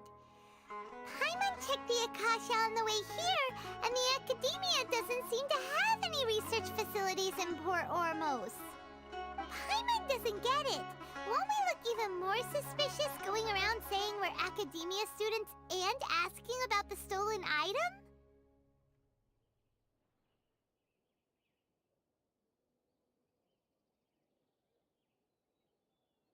Well, given all the people that come through here every day, if there's any information to be found, Paimon bets we could find it in the market. Let's ask around and see what we come up with. Life is full of possibilities.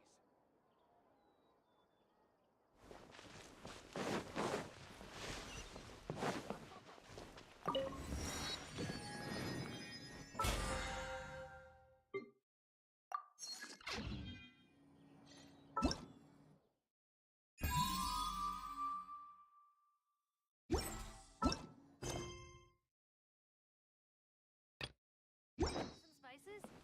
We have all the usuals, but at affordable prices.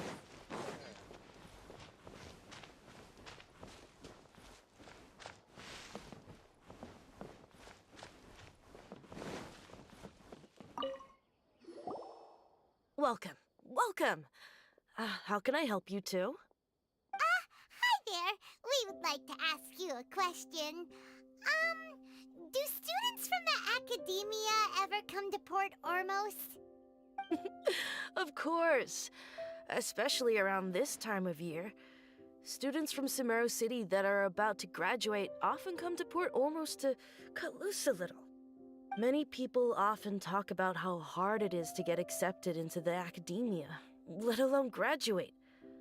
But those who finish their studies and go on to become full-time researchers at the Academia have it Sure, we may not be Sumeru City, but Port Ormos offers beautiful scenery and a stress-free environment. Some even say it's good luck to come to Port Ormos, so students and researchers come flocking here when things get to be too much at the Academia. You see over there? Those are students from the Academia.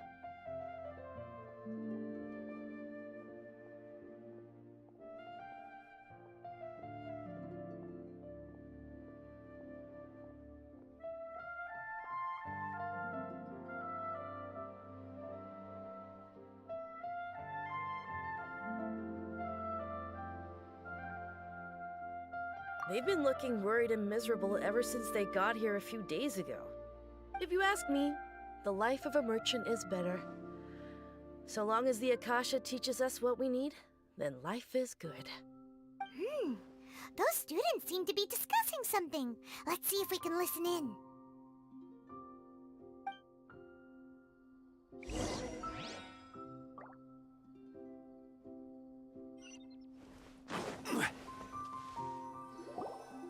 It's no good. I've tried asking around, but I haven't been able to learn anything useful. Not to mention that a bunch of scary-looking Eremite mercenaries have been There's been a lot of fighting between the different Eremite factions in Port Ormos. If we choose to move on our own, then it would be wise to steer clear, especially the group that's constantly shouting some stuff about the Scarlet King and some resurrection. I've even heard that the Citadel of Regzar is starting to get fed up with them. What was that group called again? They're called Ain el Ahmar. Today, I heard that the thing we're after might be in their possession at the moment. Wait, come again? Don't you see? Many of the Eremites in Port Ormos deal with trading this kind of thing. They're usually pretty wary of outsiders, but not so with students of the academia. It's because the kind of goods that students are looking for aren't the kind of goods that... I've heard that Ain al-Hakmar likes to set up shop at the Jafar Tavern. Supposedly, if you're willing to part with 500,000 mora, they'll give you info on anything. Wait, did you say 500,000? If information alone costs that much, then how could we ever afford to buy what we're looking for? I guess we might as well give up on... I wouldn't worry too much. Our field of research is very niche. Who else could possibly be after that kind of shady... Oh, I guess that makes sense. Then the only thing left for us now is to find a way in. Whoa! Did you hear that? A niche field of research? And... so, what's our plan? Wait! Didn't you hear what they just said? Buying information is going to cost... Oh, alright. Paimon never thought she'd agree to parting with that kind of mora. But if you know what you're doing, then we should give it a shot.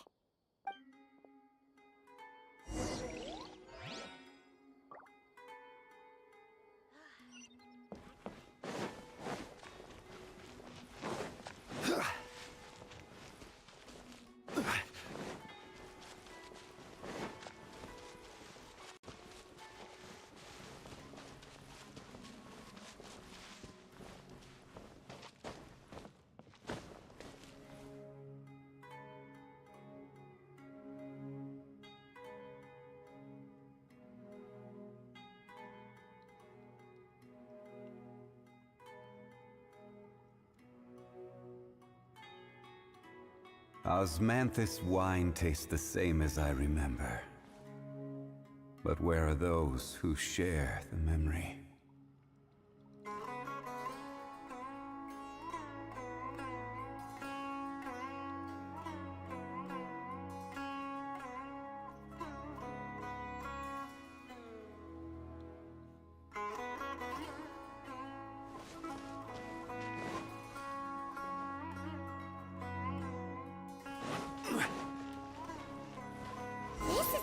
We heard those students talking about.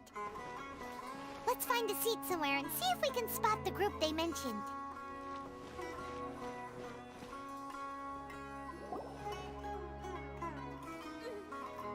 Oh, you've arrived. Please, take a seat. So, they think that they can go toe-to-toe with the boss? Ha! Once we reclaim the power of the Scarlet King, they'll be the first that the boss punishes. They're nothing to be afraid of. Our main rival now is the Caracal Battalion. They've also amassed a significant amount of mora this time, so we mustn't underestimate them. How can the Caracal Battalion compete with the boss when they're nothing but a bunch of money-grubbing opportunists out for a quick mora? Yeah, with boss's fervent devotion, he'll be able to use this power to bring our god back this time. Huh. All these guys talk about is the Scarlet King. So they're probably the ones we're looking for. Greater Lord Ruka Devata. That traitor and her followers must not be spared. The day will come when the Scarlet King exacts vengeance on Sumeru, and all of them shall be punished. Yeah, Paimon was wondering what they meant too. We should ask about that if we get the chance later. Can there be Kairagi? Welcome. Huh? Who are you? What do you want? A student? What's a student from Sumeru City doing in Port Ormos? Ah, well, if it's info you want, you've come to the right place. The question is, can you afford it? Huh? What is this, some kind of joke? Oh! Sorry! He must have grabbed the wrong amount! Hey, what do you think you're doing? Oh, Paimon can't stand to see so much more go. But Here, this is the merchant's address. Whatever you're looking for, you'll find it there. Hmm? Well, what are you waiting for? Oh, that's right! We heard you mention the Scarlet King just now. We're actually interested to know more because we're, archaeology students! Fine. Since you've already handed over the Mora, I guess I can throw in a little extra info. As you can see, members of Ain al-Ahmar are devout believers of the Scarlet King. Years ago, the Scarlet King founded the great desert nation that was our homeland. It was an advanced civilization, far beyond anything you'll see in present-day Sumeru. The Scarlet King was the rightful god of wisdom, but he was betrayed by a companion he trusted. She even stripped him of his title, God of Wisdom. So, you mean the traitor was... Greater Lord Rukkhadevata, yes. That shameless wretch destroyed the Scarlet King's civilization, and our ancestors were forced to flee to this land where we were made to suffer the tyranny of our enemies. Furthermore, she conspired with the Academia to cover up the truth of her actions, and create the merciful and benevolent facade for which she is now known. Ugh, just thinking about it sickens me. But the story doesn't end there, oh no. The Scarlet King isn't truly dead. The voice of the Oracle has been heard in the desert, prophesying his resurrection. Mark my words, our god shall return. And when that day comes, all followers of the traitor and all the desert dwellers who have forgotten their true god will suffer retribution together. If what I'm saying makes you shiver with fear, it might not be too late for you to become a believer of the Scarlet King. I don't have anything to say to you Academia people about that. I think this conversation has reached its end. Not just yet. This man is a fraud. You again? Deranged Academia lunatic. Yes, it's me again. I already warned you that if you weren't willing to sit and discuss things with me, I'd take measures to make things uncomfortable for you. Listen to me. That address he gave you is fake. Or at least, you won't find a merchant waiting for you there. This group has been boasting all around that they can provide information on a certain item as a means of luring people into their territory. Once you show up, they keep up the act until they have hard evidence that you want to purchase said item. Then they use that to squeeze you for all the more you're worth. Hey! Shut it all, Hatham! What are you playing at, trying to ruin our business like this, hmm? I told you the other day. I wish to discuss my terms with your boss. Ha! The boss made it perfectly clear that he won't negotiate with you. Yes, and in no uncertain terms. But that was then. It does not preclude him from changing his mind in the future. I'm warning you. Don't push us, or this could get ugly. We don't usually get rough with people from the Academia because it just complicates things. For a lunatic like you, though, we might just have to make an exception. If you're suggesting that we escalate this from a verbal exchange to a physical one, I accept. After all, even the Archons used war to negotiate the ownership of Teyvat. If, on the other hand, we can't agree on any means of negotiation at all, then I'm afraid my next course of action will sting a little more than the mere following through of a few business deals. I will jeopardize the Eremites' reputation, which I know you value above all else. I am quite confident that if I began to take such action, your boss would willingly approach me himself. However, I fear that by then, some things will have happened that cannot be undone. Also, a word of advice.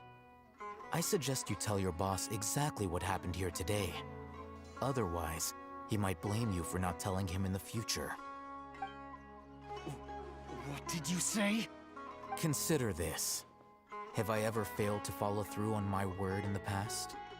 This guy is really out of his mind. Okay then. If you really have a death wish, let's meet a week from today. The pier in front of the Pharos Lighthouse, 4 o'clock in the afternoon, sharp. Don't expect us to hold back. Not so fast. First, you return the 500,000 Mora to them.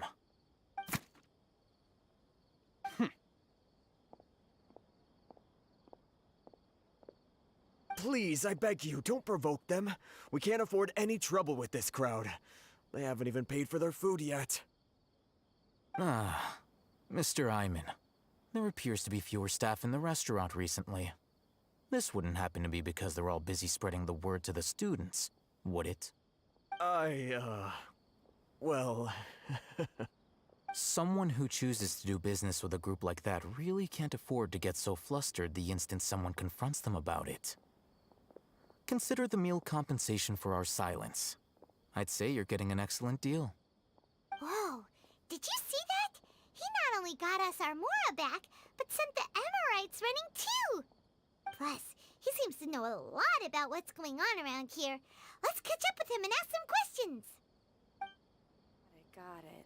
He went that way! After him! What happened next? Should I adjust the shipping?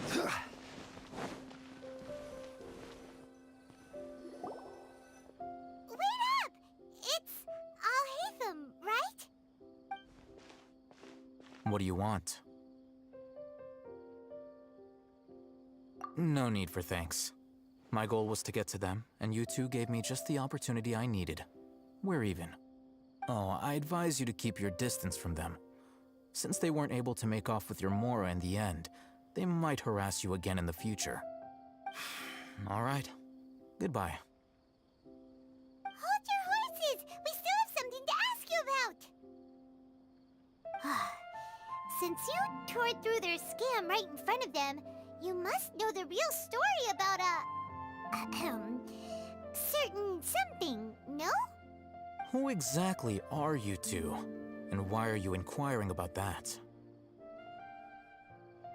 A student. Right. Look, you should know that those thugs conducting business with you had nothing to do with your lie. Huh? Oh, yeah! He's really strong!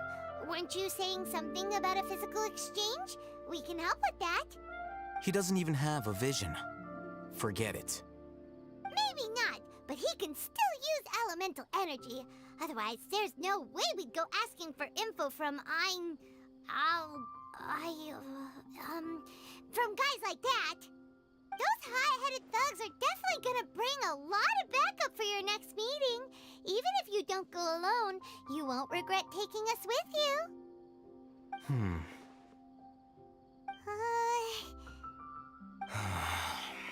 All right, I accept.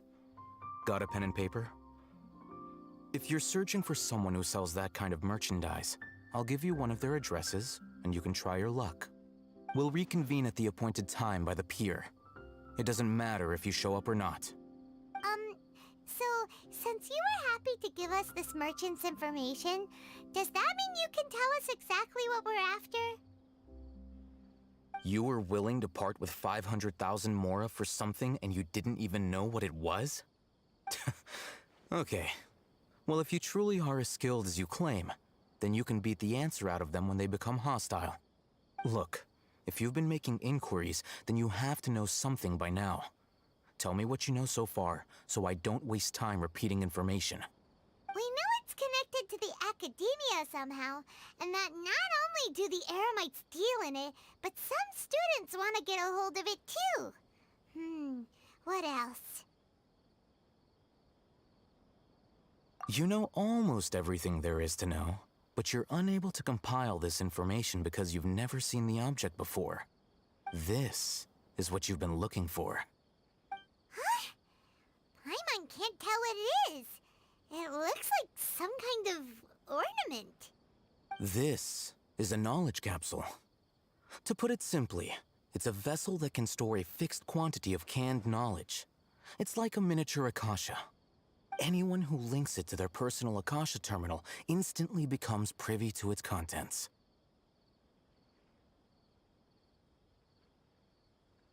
Correct. Anyone. Unlike the Akasha, which heavily regulates who can access what information, knowledge capsules confer their contents without any requisites. That's amazing!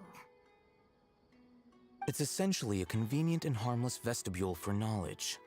Unfortunately, it's illegal in Sumeru to privately possess or trade them. They were created as a means for scholars to transfer knowledge gained from Irminsul into the Akasha, and are intended to be destroyed immediately after use. But despite strict regulations, some of these knowledge capsules will always escape destruction. After all, there will always be those in this world who are dissatisfied with life as designed for them by the Akasha and wish to change their fate. Over the past century, a wide variety of canned knowledge has been leaked from the academia. Now, in Port Ormos, the valuable ones are a means to Mora for the Eremites. Meanwhile, those which the Eremites deem to be useless to them occasionally prove useful to the common citizens and hapless academia students. Well, I think that about sums it up. Oh, so that's your true objective. With our current arrangement, I don't believe I can offer an answer. You're still resolved. Fine. Let's talk somewhere with fewer people.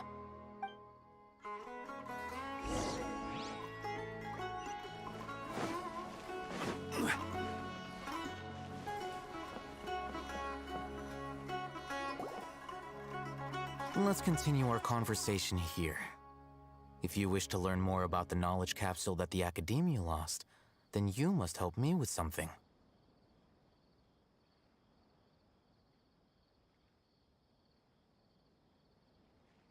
I need you to find someone named Dory, a traveling merchant. Unlike the peddlers who hawk inferior knowledge capsules, she often has quality goods in stock. Some say that as long as there is profit to be made, there is nothing she won't dare to sell. She's guarded against people from the Academia because most of her wares don't comply with Academia regulations. I think she blacklisted me. I met with her informant, but it soon became clear that they had no intention of letting me get any further. Become one of Dory's customers and earn her trust. This is my condition for further collaboration. Why do you want us to meet with her? Until you complete this task, you don't have question privileges. Fine. So how do we go about doing this? You two are outlanders who haven't been here for long, so Dory should view you as safe clients. I'll give you the informant's address and their contact password. Beyond the password, though, I have no way of knowing what other tricks she might have up her sleeve. You'll have to improvise. This is kind of nerve-wracking. The true challenge begins after you meet her. She has a keen nose for Mora and a shrewd eye for wares, and she only likes customers who she deems to have good taste. I'll prepare some funds for you. Buy her highest quality wares and earn her approval. But we only just saw a knowledge capsule for the first time. We don't know how to tell which ones are good and which ones are bad. Is that something we can learn quickly? That's true. Have you two heard of elemental sight? Oh, that's a surprise. Guess I'll have to hold you in higher regard. Anyway, that ability should resolve your issue.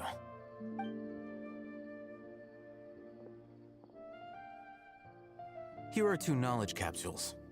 Tell me, can you detect any difference in their quality?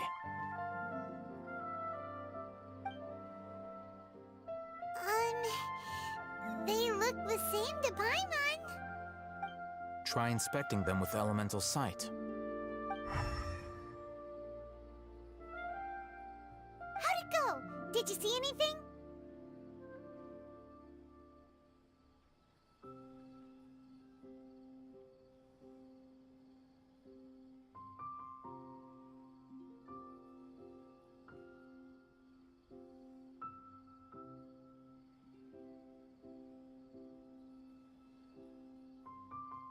Rumor has it that higher quality knowledge capsules generally appear brighter when viewed through elemental sight.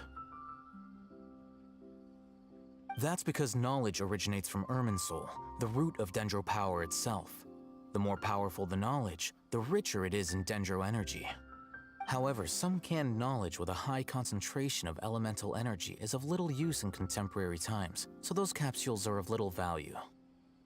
Using elemental sight is merely a stopgap measure. but it should suffice for earning Dory's trust. That sounds pretty impressive. Here's a sheet with the informant's location and contact password, and here is the mora for purchasing canned knowledge. Don't be cheap. You'll need to spend to catch Dory's eye. If there's any mora left over, just keep it. Oh, and be sure to exercise some caution. There have been Matra present in Port Ormos lately. Your efforts will be for naught if they catch you. Matra? They belong to the Academia's regulatory body. They also handle cases of illegal canned knowledge transactions. Like I said, the Academia has banned both their trade and possession. The Matra are razor sharp. You're in for nothing good if they lock their sights onto you. If you two want to back out, now... Okay, then we have a deal. If you succeed in your dealings with Dory, come find me at the Wikela Funduk. We'll have an open discussion then. Looking at what Al-Haytham wrote, Dory's informant is a trader near Old Ormos. Let's follow these instructions and try to get in contact with him.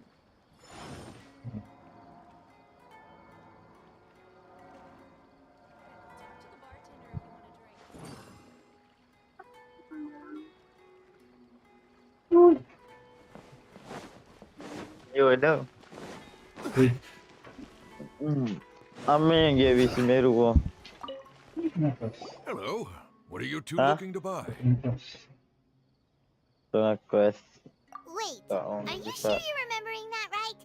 Hyman doesn't think it was that on the paper. Kung ano to? What Dapat a ko unique macam palate. We have unripe horror fruits, but we usually keep... Geforce. Dapat lang. Para pikir 80 lebih lah. Ronak, these two want to buy unripe horror fruits. Show them to the warehouse. Yang gemuk. Got it. You two. Dia dapat dua. Dua apa? You two have Dalam a 10 tu dapat dua fascinating apa. fashion Apa orang beli. sense. We haven't seen a customer wearing a Sumeru rose for quite some time. Anjir. Hold on, let me think. Bila ada pula tadi. Petang ni. Merch. Ya. No, look again. We're tahu. obviously wearing morning flowers. Bila. Ah, my mistake. Dia I do tak boleh apologize. kita stay.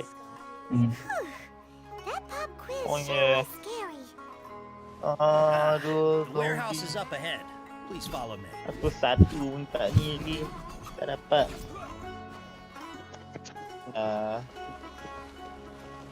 Aku dapat lah kalau nak kumpul lagi 1000 hati dalam berapa hari je.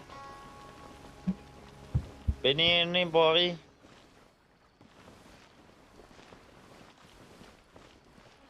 Ya. Kena person tu. Ha? Apa dah?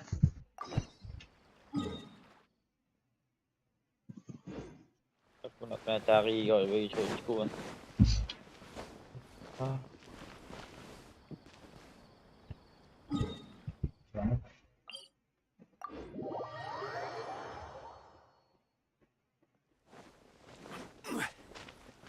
Takut tak, aku kira lah PT. PT dia ikutlah benda yang kita spin kan. Habis. Betul. Lah 5 bintang yang kita spin aja no. Ya. 1, 2, 3, 4, 5. Ni dapat berapa? Port Ormos is pretty great. There's so many Huh? new and interesting things. Not to mention all the tasty food. So aku nak ambil only. Bukan ni dah confirm lah. Sebab sebenarnya aku dah kalah Kids PT. end up like this. All thanks to your artistic license. That's how. Tadi yang macam confirm-confirmnya lah. Tapi itulah tak dapat lagi. But when I finished the prototype Aranara yesterday, you agreed that the kids would like it. 1, 2, 3, 4, 5. That's why we tried bringing it out for a test run today. 5. Well, I never thought they'd dislike it so much. 20. 25. Oh, what should we do? 40. Yeah. 45. Compared to everyone else, 50. They seem really down in the 5. dumps. Let's go 60. find out what's going on. 65. Hey 70. there. Paimon's name is 75. Paimon, and he's a traveler who is just passing by. Is there 75. something bothering you? 80. Oh, I noticed you two a moment ago. 48.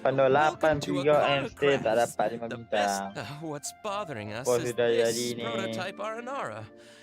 To start with, Prototype Aranara? Oh ya, apa sudah jadi ni weh? You mean this wood carving here? 83 tak dapat weh. oh no. The Wey. prototype Aranara is something that brings joy and laughter to Tak dapat children. weh. At least in theory. Not the first negative feedback we've Kau had. nggak dapat weh.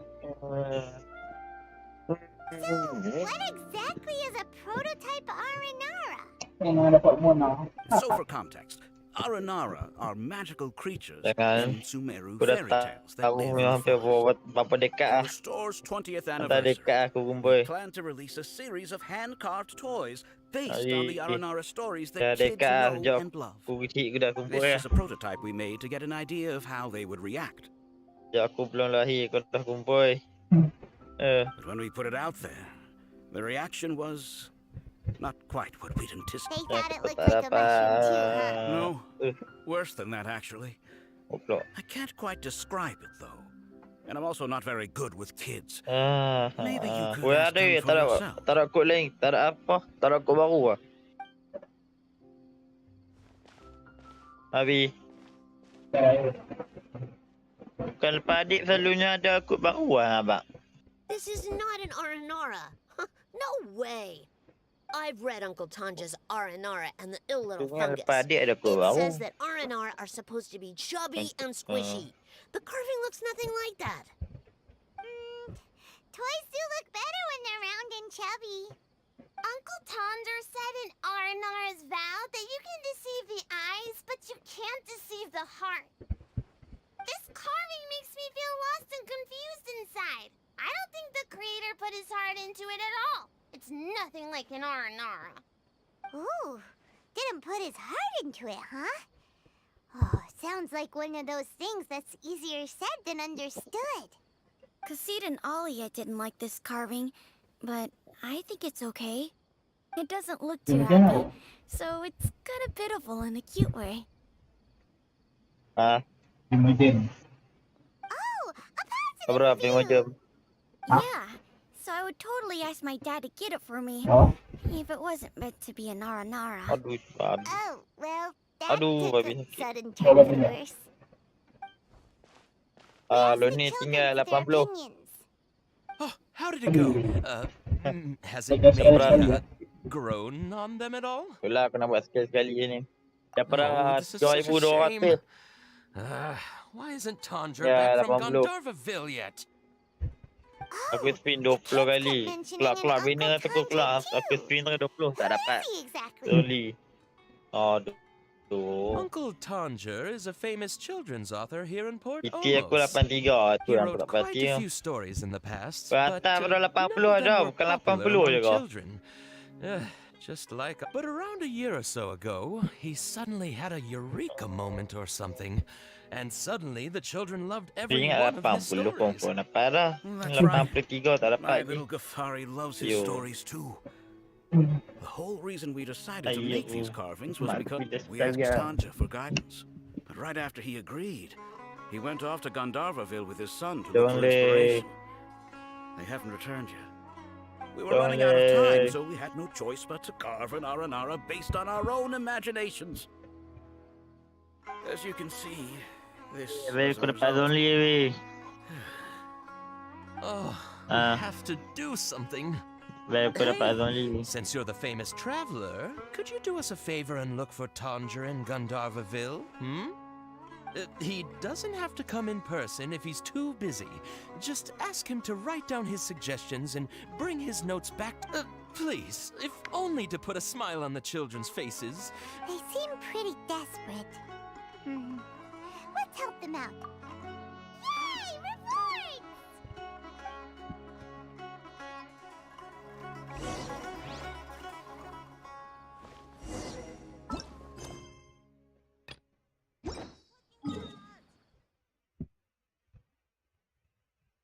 Map dia besar.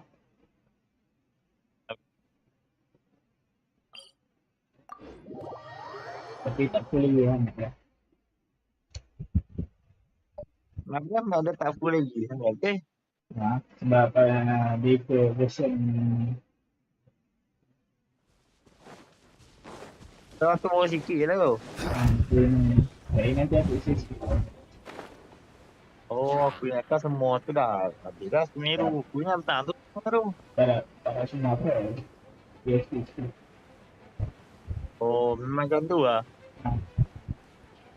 Oh. Oh, aku tak sangat tak. Aku ni tu dah ada map semua tu. Cacat.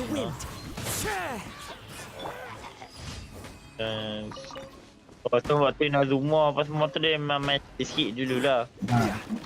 Main satu map. Oh. Wow, nak kata awak map ni kecilnya. Kau nak pasal ambil dah ini macam tu. Oh no, ada nampak pasal pasiak tu kan. Ayu, jangan sana. Oi, quest kat sana ada ada lah. Oh, quest kat sana ada lagi. Quest kat map baru tu ada lagi story. Story yang story yang ni yang kena mengenal dengan tempat baru Sumeru ada lagi. Main karakter. Main karakter. Ada. Dah.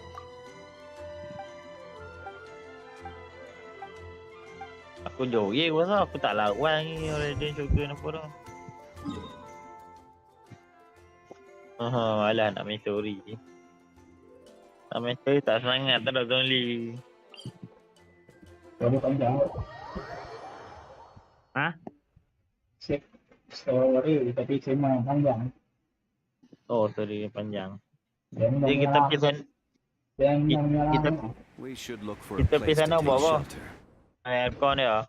I'll be fine, but we don't want you catching a cold. Oh. Waktu kita pergi sana kita jumpa siapa dulu? Lupa nama dia. Orang yang tahu jaga tempat desa. Oh.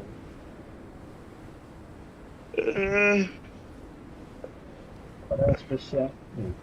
Oh, siapa? Ada. Itu aku panang aku.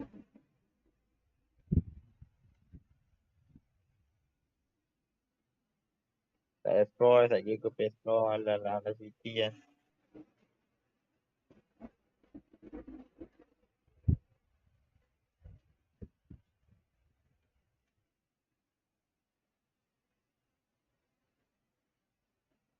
Spesial.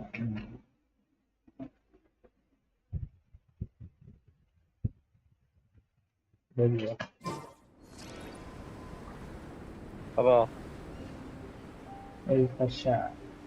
Orang pertama yang bukan. Spesial. Nama ada? Orang penduduknya Sumeru. Oh. The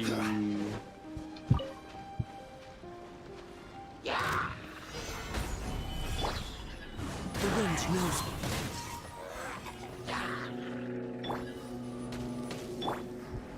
Oh ya, aku dah tengok yang leak tu dia kata dah nama untuk mencari tempat link dia pun dah bagi noh. Nama macam negara api, negara ayak apa semua dia pun dah bagi nama. Dah kali depa abang Akhirnya dah kali. Caviar. Oh, dia foto lama lagi oh. Into the wind. Boleh jadi 10 tahun lagi depa abang.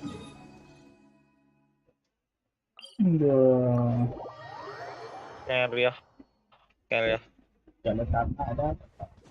Clear weather all around, brightens the heart. Game legend lah.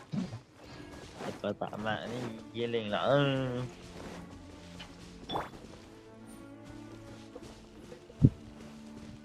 Tapi story ni esok. Apa dia? Story Genshin Impact ni esok. Betul lah. Asal Genshin pe. Punya asal rancak sih.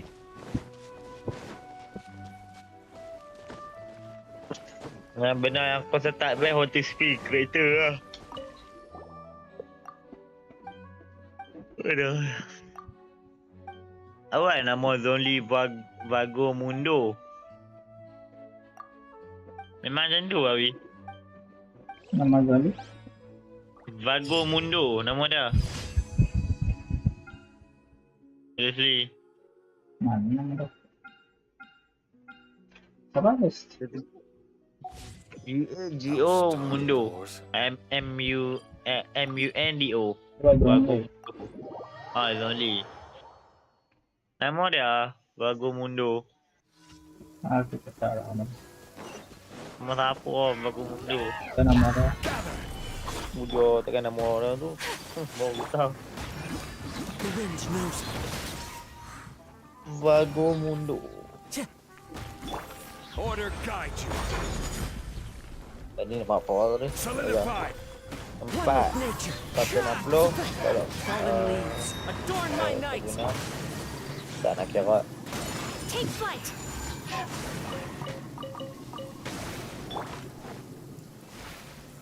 Stabilize. Dia guna atas. Tolak. Apa tadi? 160. Darab 4. 900.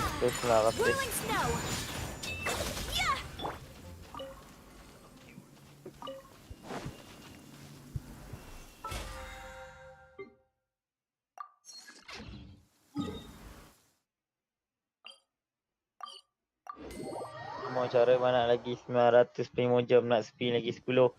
Violet grass is a plant that enjoys a moist Betul buat environment sekali-sekali ke 10 kali try. after it rains.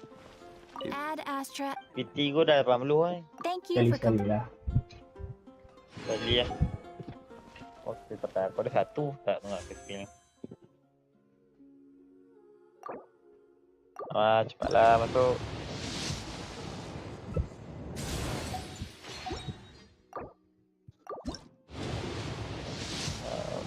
Nak ni dapat juga sekali pun.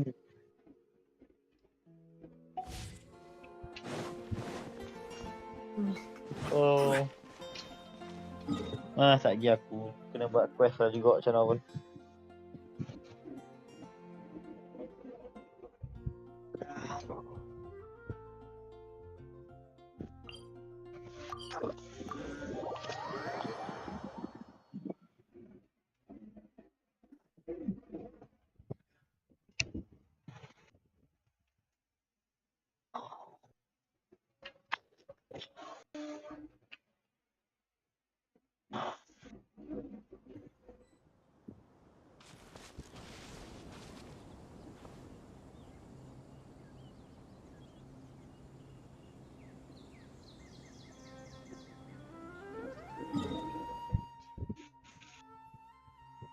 Kita tengok spin yang pertama.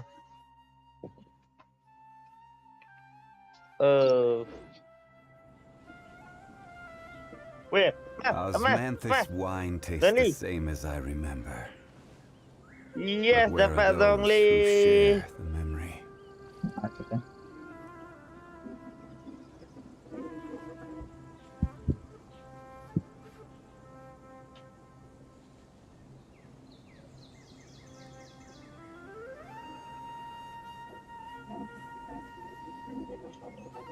Keyewa sudah dapat itu Papa Zhongli.